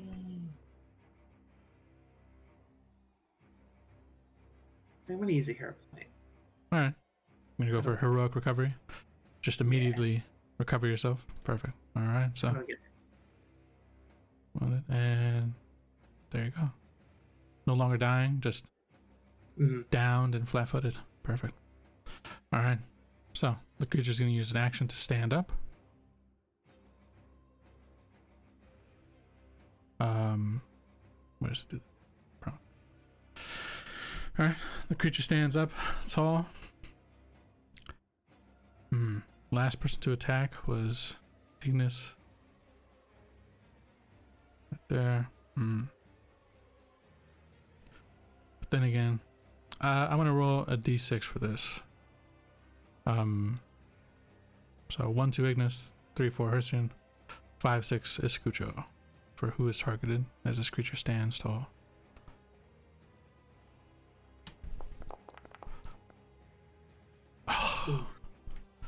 So it's going to target you, Hersian. It's gonna hit. I'm gonna be real with you. It's got a plus 14. Oh, yeah, no. Yeah, no, it's gonna hit. So heroic recoveries. I want to be specific about this because there's a good chance. I think heroic recovery typically allows it so if you have at least one hero, you can spend all your remaining hero points at the start of your turn, or when you're dying, value would increase. You lose the dying condition and entirely stabilize. You don't gain the wounding condition or increase its value from the dying condition this way. But if you already had it, then okay. So then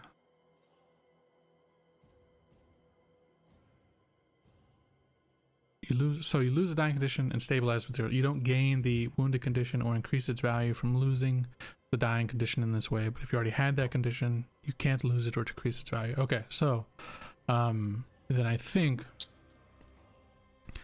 how did we do it, Chris? Because that was the way we kind of bought out the TBK with the giant Wolverine in the first place. Initially I was gonna have you take 2, but instead he just took 1, right? Yeah, but I thought that was because we didn't have the other group there. We didn't have the rest of the group there to make an attempt at the rolls. It was just so that we did start the next session without pretty much having to make the rolls. Okay. Dying. All right. Well, I'm wondering. So because I'm thinking like, I'll stick with the base rules here. Yeah, I'm fine with that. Yeah. So even though I cut for a wound last time. Yeah. So I'll stick with the base. All right. So we'll say then at the heroic recovery, you are not dying, but it'll stand up and it'll just swing its massive great axe down into your unmoving body. It's like a double crit. Oh, jeez. So Jeez. take 21 points of damage. So you're immediately back into dying, and you are at dying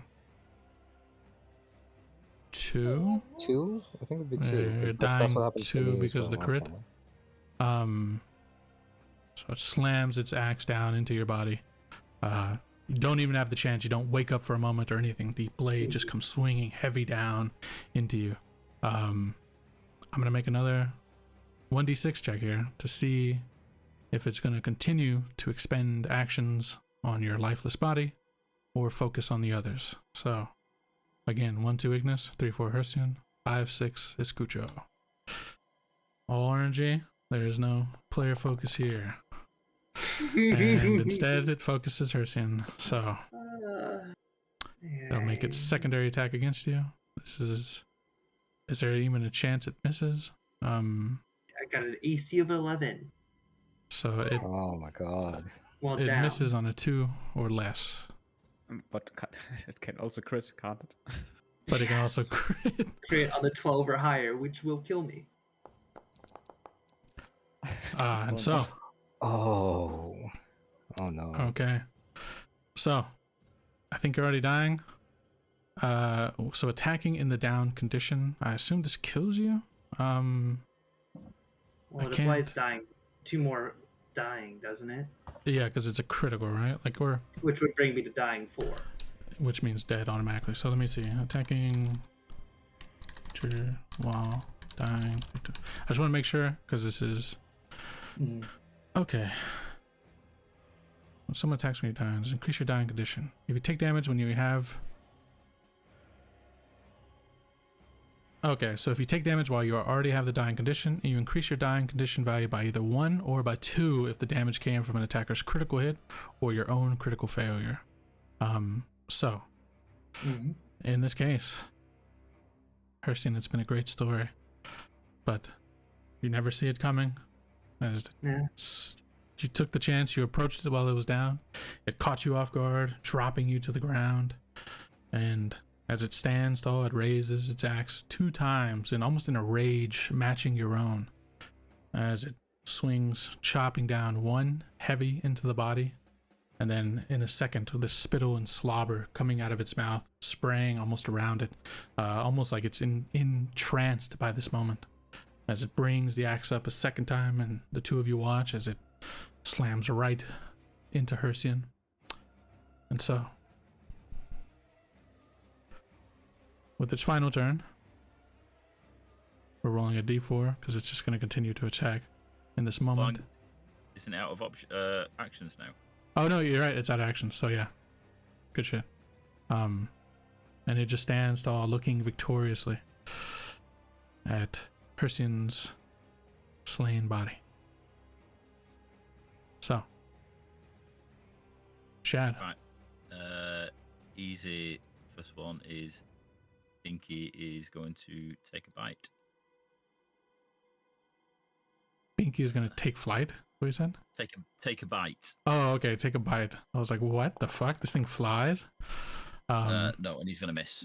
Yeah, unfortunate. So you command Binky to take a bite, and it kind of snarls at it, but the teeth kind of just rake across the leather armor of the creature.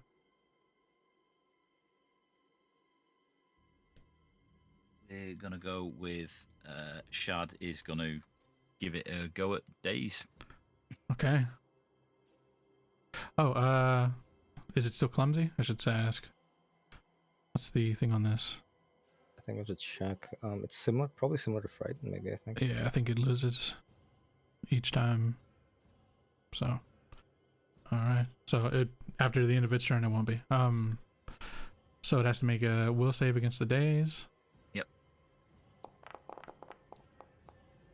Doesn't make it. It fails.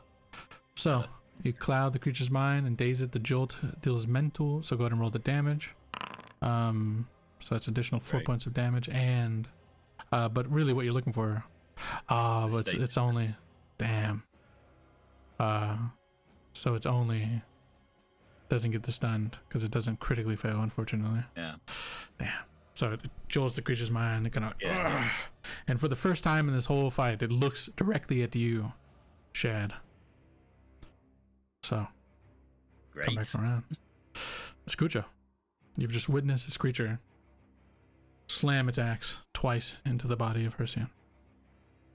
Yeah, Escucho unleashes a flurry of attacks and strikes one time with the rapier and never mind, 2 times with the dagger.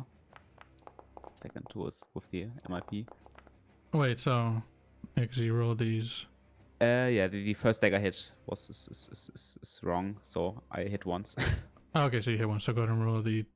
Yeah, so roll the dagger critical, and then the other 2 miss, right? Yeah. I out of my rapier. Sorry, I went full robot. So the first attack is a critical hit, but because you hit by No. 12. The first one was with my rapier. I rolled one. The first dagger attack was wrong. Oh wait, so. Oh, sorry, because it rolled like 4 times. Yeah. Okay, so the rapier was the first one? I didn't roll MIP on the Oh, okay. critical attack. That's a shame. So then it would just miss. Okay, so it would get hit by the rapier attack, right? So it takes that. And then the other 2 miss, correct? Yeah. All right, perfect. Okay. So you attack. This creature's barely standing, but it still stands. And so, Ignis.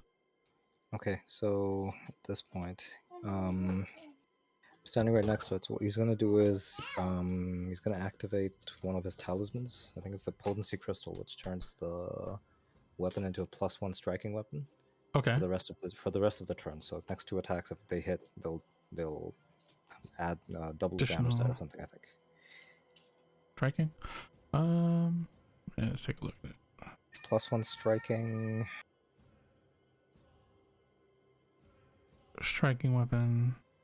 Oh, you know what? It actually, so using it just gives you the effect, and it's for the longsword. Yeah, for the longsword. All right, there we go. So I'll just. There you go. So now when you attack, it'll just be automatic. We don't have to. Yeah. So. Yeah. We got. Alright. So. Yeah, so it takes an action to use, and then 2 more attacks. 2 more actions, I should say.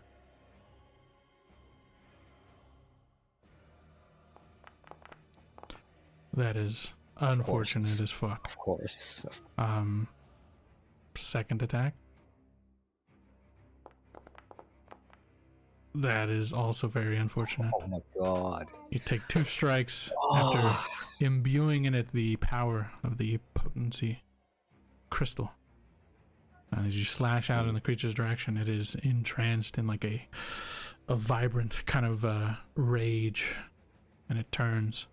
And as you slash out, I'll say it just kind of grabs at your arm, and as you pull the blade back, you go, and the creature already has the axe head ready, and it just kind of catches and swings your weapon out of the way. Damn, that is rough. Yeah. That's the turn. Yeah. That's it. Yeah. All right. So Ignis has attempted to attack it. Escucho has absolutely attacked it, and Shad has attempted to invade the creature's mind. So 1d6 like always. 1d6. 1, 2, Ignis. 3, 4, Shad. 5, 6, Escucho. Focused on you, Escucho. Turns to you, swings the massive great axe, looking to blast right through you. It hits. You take 12 points of damage.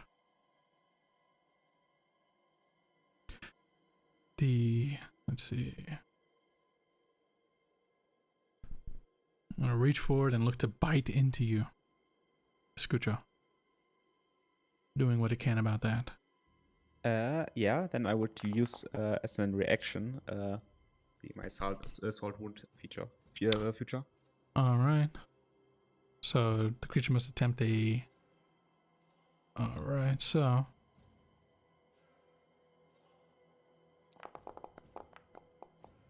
It makes it. So. Whichever is higher. On a fail, it takes this. On a critical fail. Okay, so it doesn't bother it, right? So you attempt to salt wound, but this creature just seems too powerful, too, strong in this moment. So, as it bites into you, you take 9 points of damage, and the creature will gain 1 additional temporary HP as it sinks its teeth into you.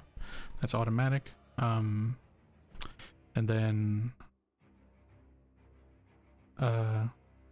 so it attacked, bit you, and its last action will be to grab you. And if it has bitten you, then you are automatically grabbed. So,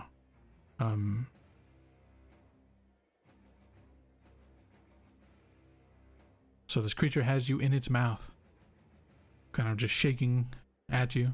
You feel the teeth crunching through your armor into your bones and body. It does not feel good. So, Shad, you look up and you see. Looks like it's go big or go home. Wrong thing.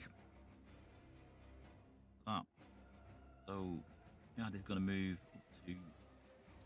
up to here, and we're just going to do it. Century Aura again. Shit. Is there a chance anybody else gets hit by this? That's 10 feet. It shouldn't do, but I've Let's got see. to admit the circles being a bit wonky, yeah. Yeah, but no, it's just everybody's fine. Yeah, it's fine. It's a weird circle for some reason, but yeah, I understand. Yeah. All right. Perfect.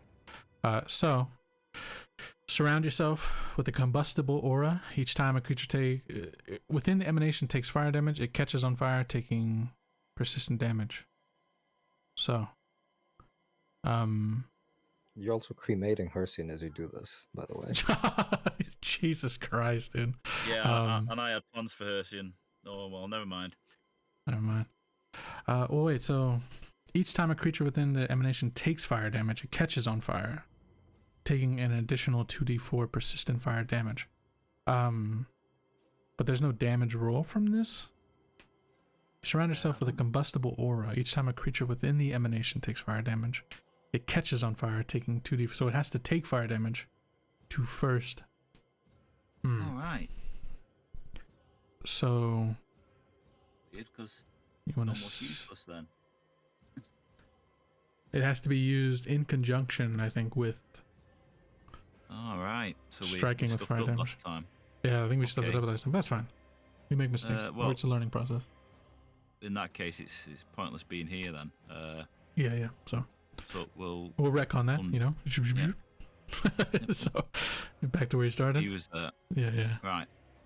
In that case,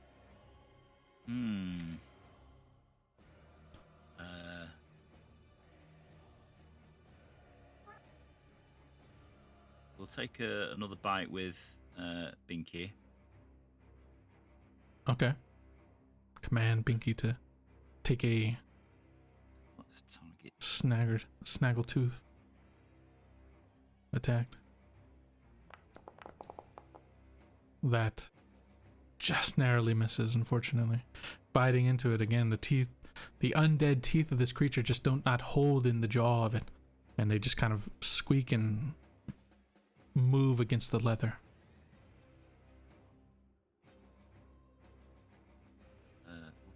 We'll give Divine Lance a go.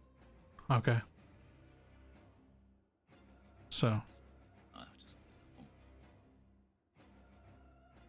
do I take a map on this because I'm attacking with the idol on? I believe. Does that work? Does attacking with count map?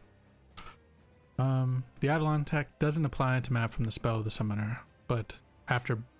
Oh wait.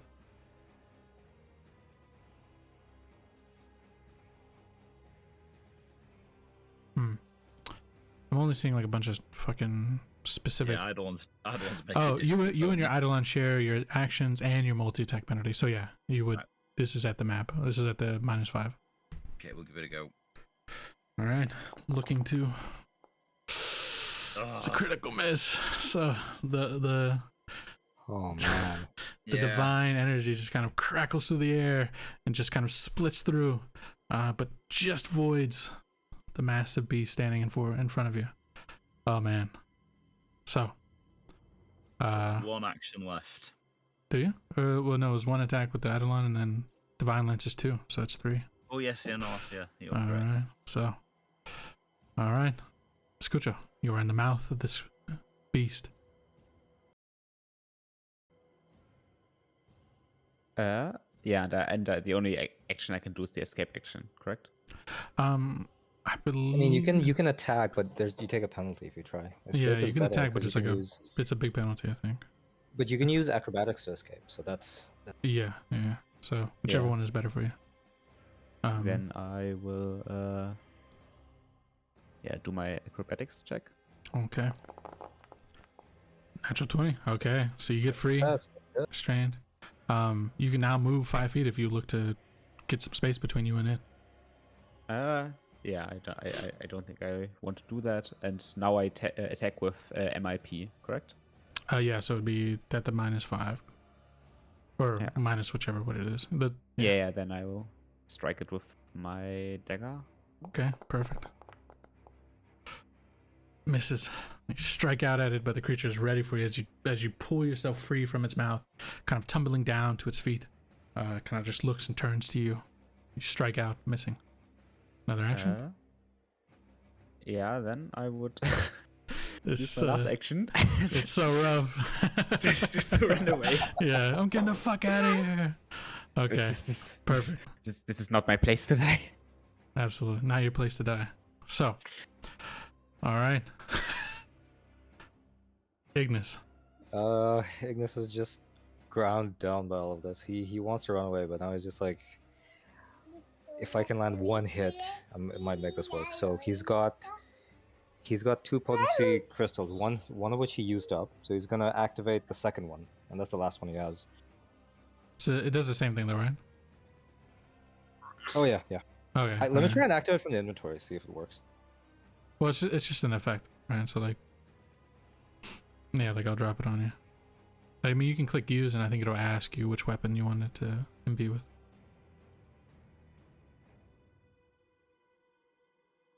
Man, this creature's reeling too. So close. So close. Did it let you choose? It didn't choose a weapon. It just. Alright. Longsword again though, I assume. Yep. Alright, so one action to use the potency crystal. Yeah, and then 2 more attacks. Let's see. No longer flat-footed. So Oh, man. Alright. He's just really desperate now. He's just kind of overwhelmed by this, and yeah, he's not even saying anything. He's just exhausted, desperate, and trying to make this work. you swing. This is land true. It hits. Gonna roll damage. Alright. 13. So, exhausted, grounded down by this combat, by dealing with this massive beast that's feigning death and then returning and slaying one of your own right in front of you. You strike out at with it. And go ahead and describe to me the final moments of this creature's life. So what he's gonna try to do. He's gonna try and slash at its knees, kind of just to prevent it from getting up, and then like run it through, like try like to kind of like strike at its knees, and then finish it up by driving the sword through its like wherever its neck would be. Fair enough. Just to like as finally like he's gonna try and decapitate it, just so there's no chance it comes back. Best as you And can. after he does this, he's just gonna like check in on the friggin' Wolverine again. 'Cause he's still not sure. Still not sure. Yeah. He's still suspicious about what it's doing here. He's like, anyway. All Yeah, right. that's it. So you slash at the back of the creature's knees, and it goes down, hard, the body, the weight of it hitting against the ground, that familiar thumping, and it puts it just at a spot. I mean, you still have to aim up, but as you do so, you just dive forward with your blade, piercing through the back of the neck, feeling it sever through the spine. The blade comes out through the throat, and unleashes like a bit of almost a waterfall of red blood down the front of its armor. As you pull the blade free, you don't decapitate it fully, but you half decapitated, pulling the blade free from the side of it, leaving a massive wound open in its neck, and it just collapses forward as a torrent of blood just starts to pour out of this wound. And so, with that, without even having to check, although maybe you want to. I was going to have Binky attack it. Okay. Yeah, you sick Binky on the massive slain beast now, and without having to make checks or anything, Binky just dives forward and starts to rip and hack and tear at the flesh of the beast as it lays dead, covered in blood. And so, you have survived this encounter, but not without loss. I'm going to carry this over because even though Pathfinder would have it be like, that's it, I'm going to say, Herson, no type of healing or anything can bring you back unless it's like, something that's nobody has, I don't believe, something like Revivify, the equivalent or whatever. But as you lay dying, you have a final moment as you lived at least to see the beast, the massive creature that was worthy of a fight, comes to its end. Got a smile, coughing up blood as he laughs a little. I think I tried to kill a dragon. I couldn't even kill a man.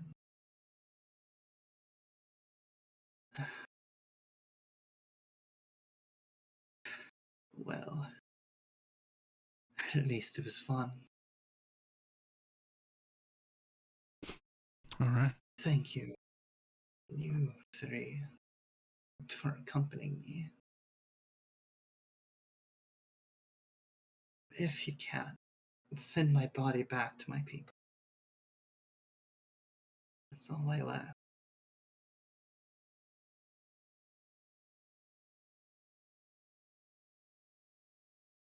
Kind of he'll die. All right. One final request. Just send my body back to my people, right? So, as the light dims from Hercian's eyes, looking around, I mean, this whole encounter has been a huge mess. There are bodies scattered all around. The would-be bandits, one of them that seemed to have gotten away, that unleashed whatever this massive beast was, that took the life of one of your, I guess, compatriots, however you may call them. So, as creature lays, sounds of Binky still tearing at the creature's flesh. So, what do you guys do? Those in the caravan have just kind of been like witnessing this moment in like total shock, right? And they just kind of stand there at a loss for words, unsure of what to do. You can see them kind of giving each other like nervous glances back and forth. Yeah, it's good because this probably like happens like really quickly. As Gucci would bolt a little bit further away and like climb up a tree and like try to like hide himself first and like survey this situation before doing anything else. Fair enough. You look down. Ignis is battered in his own way. But it seems to you that the massive beast is laid low. Ignis, Ignis is gonna just let's see. He's gonna motion to the people that he can see in the caravan. He's gonna like, come step down. We have to load our friend's body. We have to take it. We have to take his body back to the city We'll make in space. accordance with his wishes. He's just gonna. At this point, he's just making sure his like Ignis's, or what's it called, Hersen's belongings are still with him. Anything that's fallen, he'll gather up and just kind of like keep in a pouch by his side, and like he's kind of figuring out what to do with that. And at the same once people come over from the caravan, he's gonna like, still keeping an eye on the hyena. He's gonna step back and head Okay. towards where the, like, right now, as far as I understand, the hyena's to one side of him and the zombie bunny's on the other side of him. Yes. So he's just gonna like he's gonna point at Chad and go, please, whatever you're doing, I think we can stop now. And then he's gonna like kind of head back towards where the creatures came from, just to see if he can find any information or anything from there. Okay, fair enough. So as you do that, Shad. I really don't know what you're talking about, Doctor. And with that, he's just gonna command the bunny to skedaddle, just get out of there, and then it can menace the travelers on this road forever and a day. After that, he's Fair going to enough. send the Eidolon in the other direction to disappear into the undergrowth, and then dismiss the Eidolon. And then after that, Shad is going to start. He's just going to casually walk straight over Hersian, check, and start checking the bodies out. And he's not even going to give Hersian a second chance, second look. Jesus Christ. Okay. So you go check over the bodies really fast. Roll me a perception check. Escucho. This is the kind of guy Shad is. Oh, that's great. Terrible. Escucho. You find some bodies. Yeah, I'd first like to survey the surroundings once again. Okay, yeah, roll me a perception check to see, everything around as best as you can, right? 24 in total. Yeah, I mean, you look around and you've got such a good vantage point with this massive tree as you kind of look all around. Much of the visibility is obviously in this kind of ridge line valley path. Obviously all the bodies are downed and done with. As you look around, out into the wilds around, everything seems fine. Seems the coast is completely clear. Yeah, in that case, Escucho would slowly approach Hersion's body, and he will check. He will check on him, but he's probably very he was struck down completely. Yeah. Right. Yeah. Yep. And it's a little choked whisper. Another brother lost. And Escucho will actually crouch down over him and cry a little. Okay. Yeah. Lean over. So you are having that moment. Shad, you've checked the bodies. Did you want to say something else? Bodies. Yes. Shad is going to return to the wagon train and the cart drivers who are looking on in horror at what they've just witnessed. Is going to say, "So, boys, about that payment, I believe we can split it 3 ways now." No, you split it 4 ways. He's gonna yell out over Chad's shoulder. No. Okay. 4. It's still 4. Like the good doctor said, we'll split it 4 ways. I'll hold on to Hersians for the time being. You will do no such thing. You're over behind a rock. Back. It will go. Well, no, I came back from the rock before.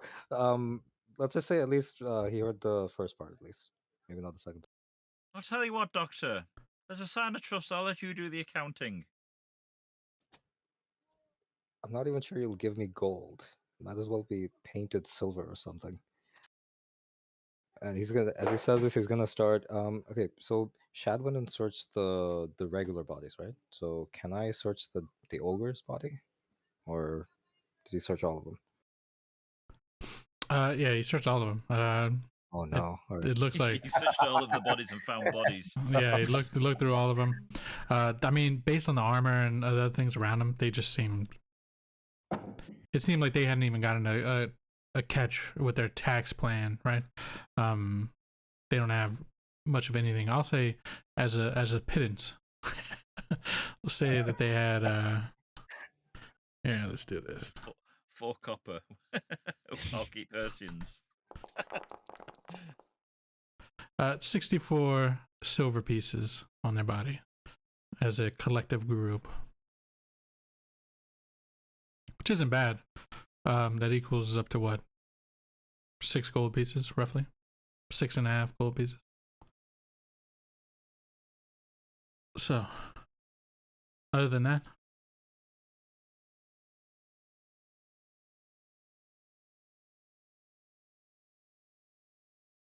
Yeah, well, Shad would be interested in collecting bodies, but he's got nowhere to keep them at the moment, so he's fair enough. passing the bodies as well. Yeah.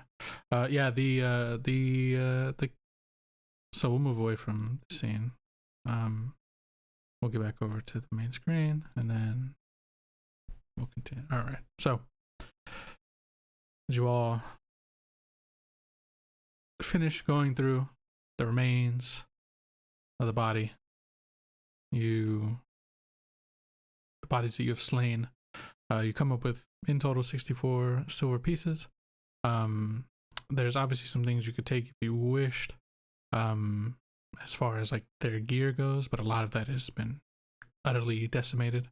Although I would say it would be very difficult to use, but the massive axe that the ogre creature was using certainly looks like, if anything, maybe the melt of it will be worth something. So,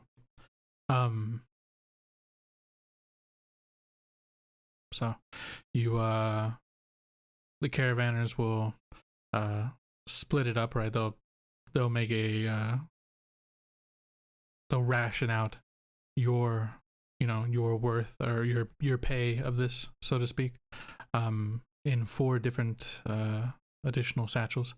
They'll load them in your wagon, and they'll is the intention to continue traveling all together as a group, or wanting to make your way back to the city? Will you press ahead of these gatherers? I think we've gotten the main task done, and we You've have gotten our a own ton of wagon, stuff. so- Yeah. Yeah, and our horses are still in good shape, so we can Mhm. wave our goodbyes at this point. Take Oh yeah.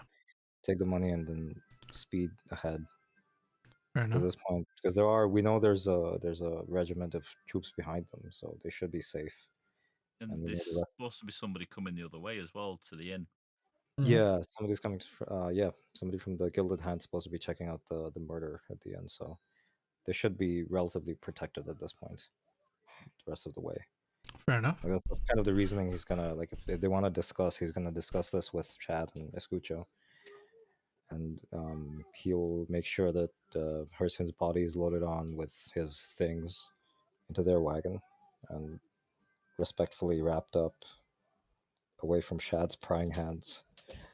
Escucho, like, if nobody stops, Escucho would probably form some like quick last rites. I would imagine there would be like a specific kind of rite for brothers of arms he lost, which can be. Oh yeah. Yeah. Absolutely. Don't have anything thought up at the moment, but yeah, For sure. Yeah. Absolutely. some sign of respect. Yeah, and I mean, you have the tarp portion of the nice camping equipment, so maybe you can use that to wrap the body of Persian for this final portion of the travel. I mean, we've got the tents as well. I think 1 or 2 tents as well. That's what I'm talking about. Yeah, the tent. Yeah, the tent tarp or whatever Oh, yeah, fabric. of course. Yeah. But yeah, so you get Herstian's body sorted, placed in the back in such a way that the wounds that he has suffered will not, the blood or anything won't seep into the medical regions or any of that stuff, right? And so deciding to part ways here, which the caravan has no problem with. Shad, give me a perception check. Oh shit.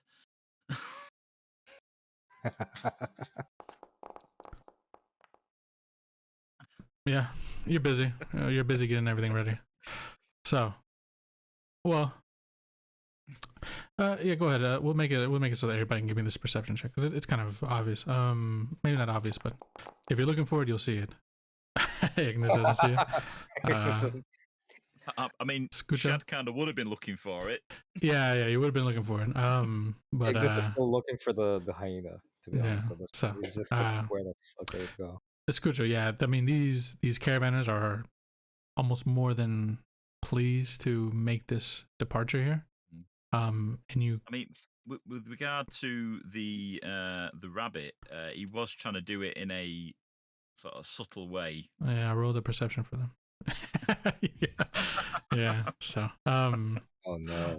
Yeah. So. Okay, change your plan, boys. No survivors.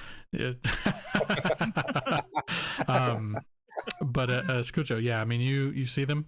They seem more than eager.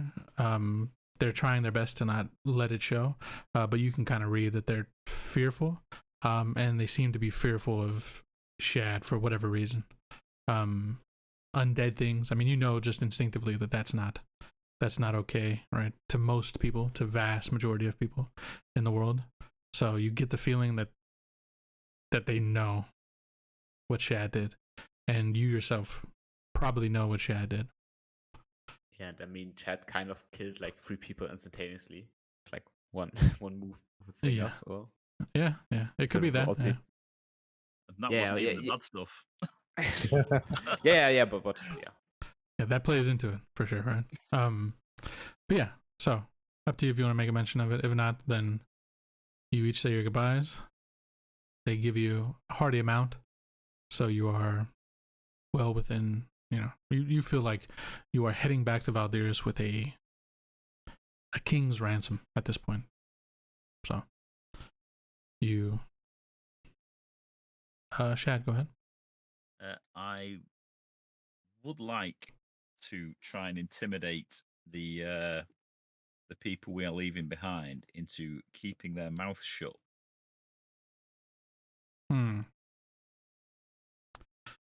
But he hasn't picked up on it, so this would have to. This would have to. You'd get that chance only if Scucho felt like maybe giving you a heads up. Yeah, I think like Escucho like always kind of feels like he's under scrutiny. So like I'm not sure if you would like share that. Yeah, so I find that noteworthy. Yeah, unfortunately, we'll leave it. He's gonna catch up with him. Okay. So you all get in your card. You say your goodbyes, and off you go, leaving the trail of dead behind you. Oh, it's such a waste. Yeah. Thought I had some sort of cool box that I could put them all in. So, I think this is a good spot to rest our session. Pick up next time with our final episode. So, good shit, guys. You survived. Big encounter. Well, good shit from everybody. Let me go ahead and sign on the stream and everything, but I'll be back in just a moment. 1 sec. All right. Well, thank you all for hanging out. Oof. Most survived, yeah. Unfortunately, one was lost. And this late in the game is a bit kind of rough, but it's where you expect it to happen, yeah. In any case, thank you all for watching. Hope you enjoyed. We'll be back tomorrow evening with our Wednesday campaign, which is also getting very close. I think the next session of this one will be the finale of our Tuesday campaign. So I appreciate you all. Hope you all enjoyed. Yeah, so I think depending on how the Wednesday game goes, we could be looking at a week of finales next week. So we'll be reaching out and ramping up the recruitment and everything again. So thank you all for watching. Hope you have a good day or a good evening, depending on where you are in the world, and maybe we'll see you tomorrow. Thank you guys. Peace.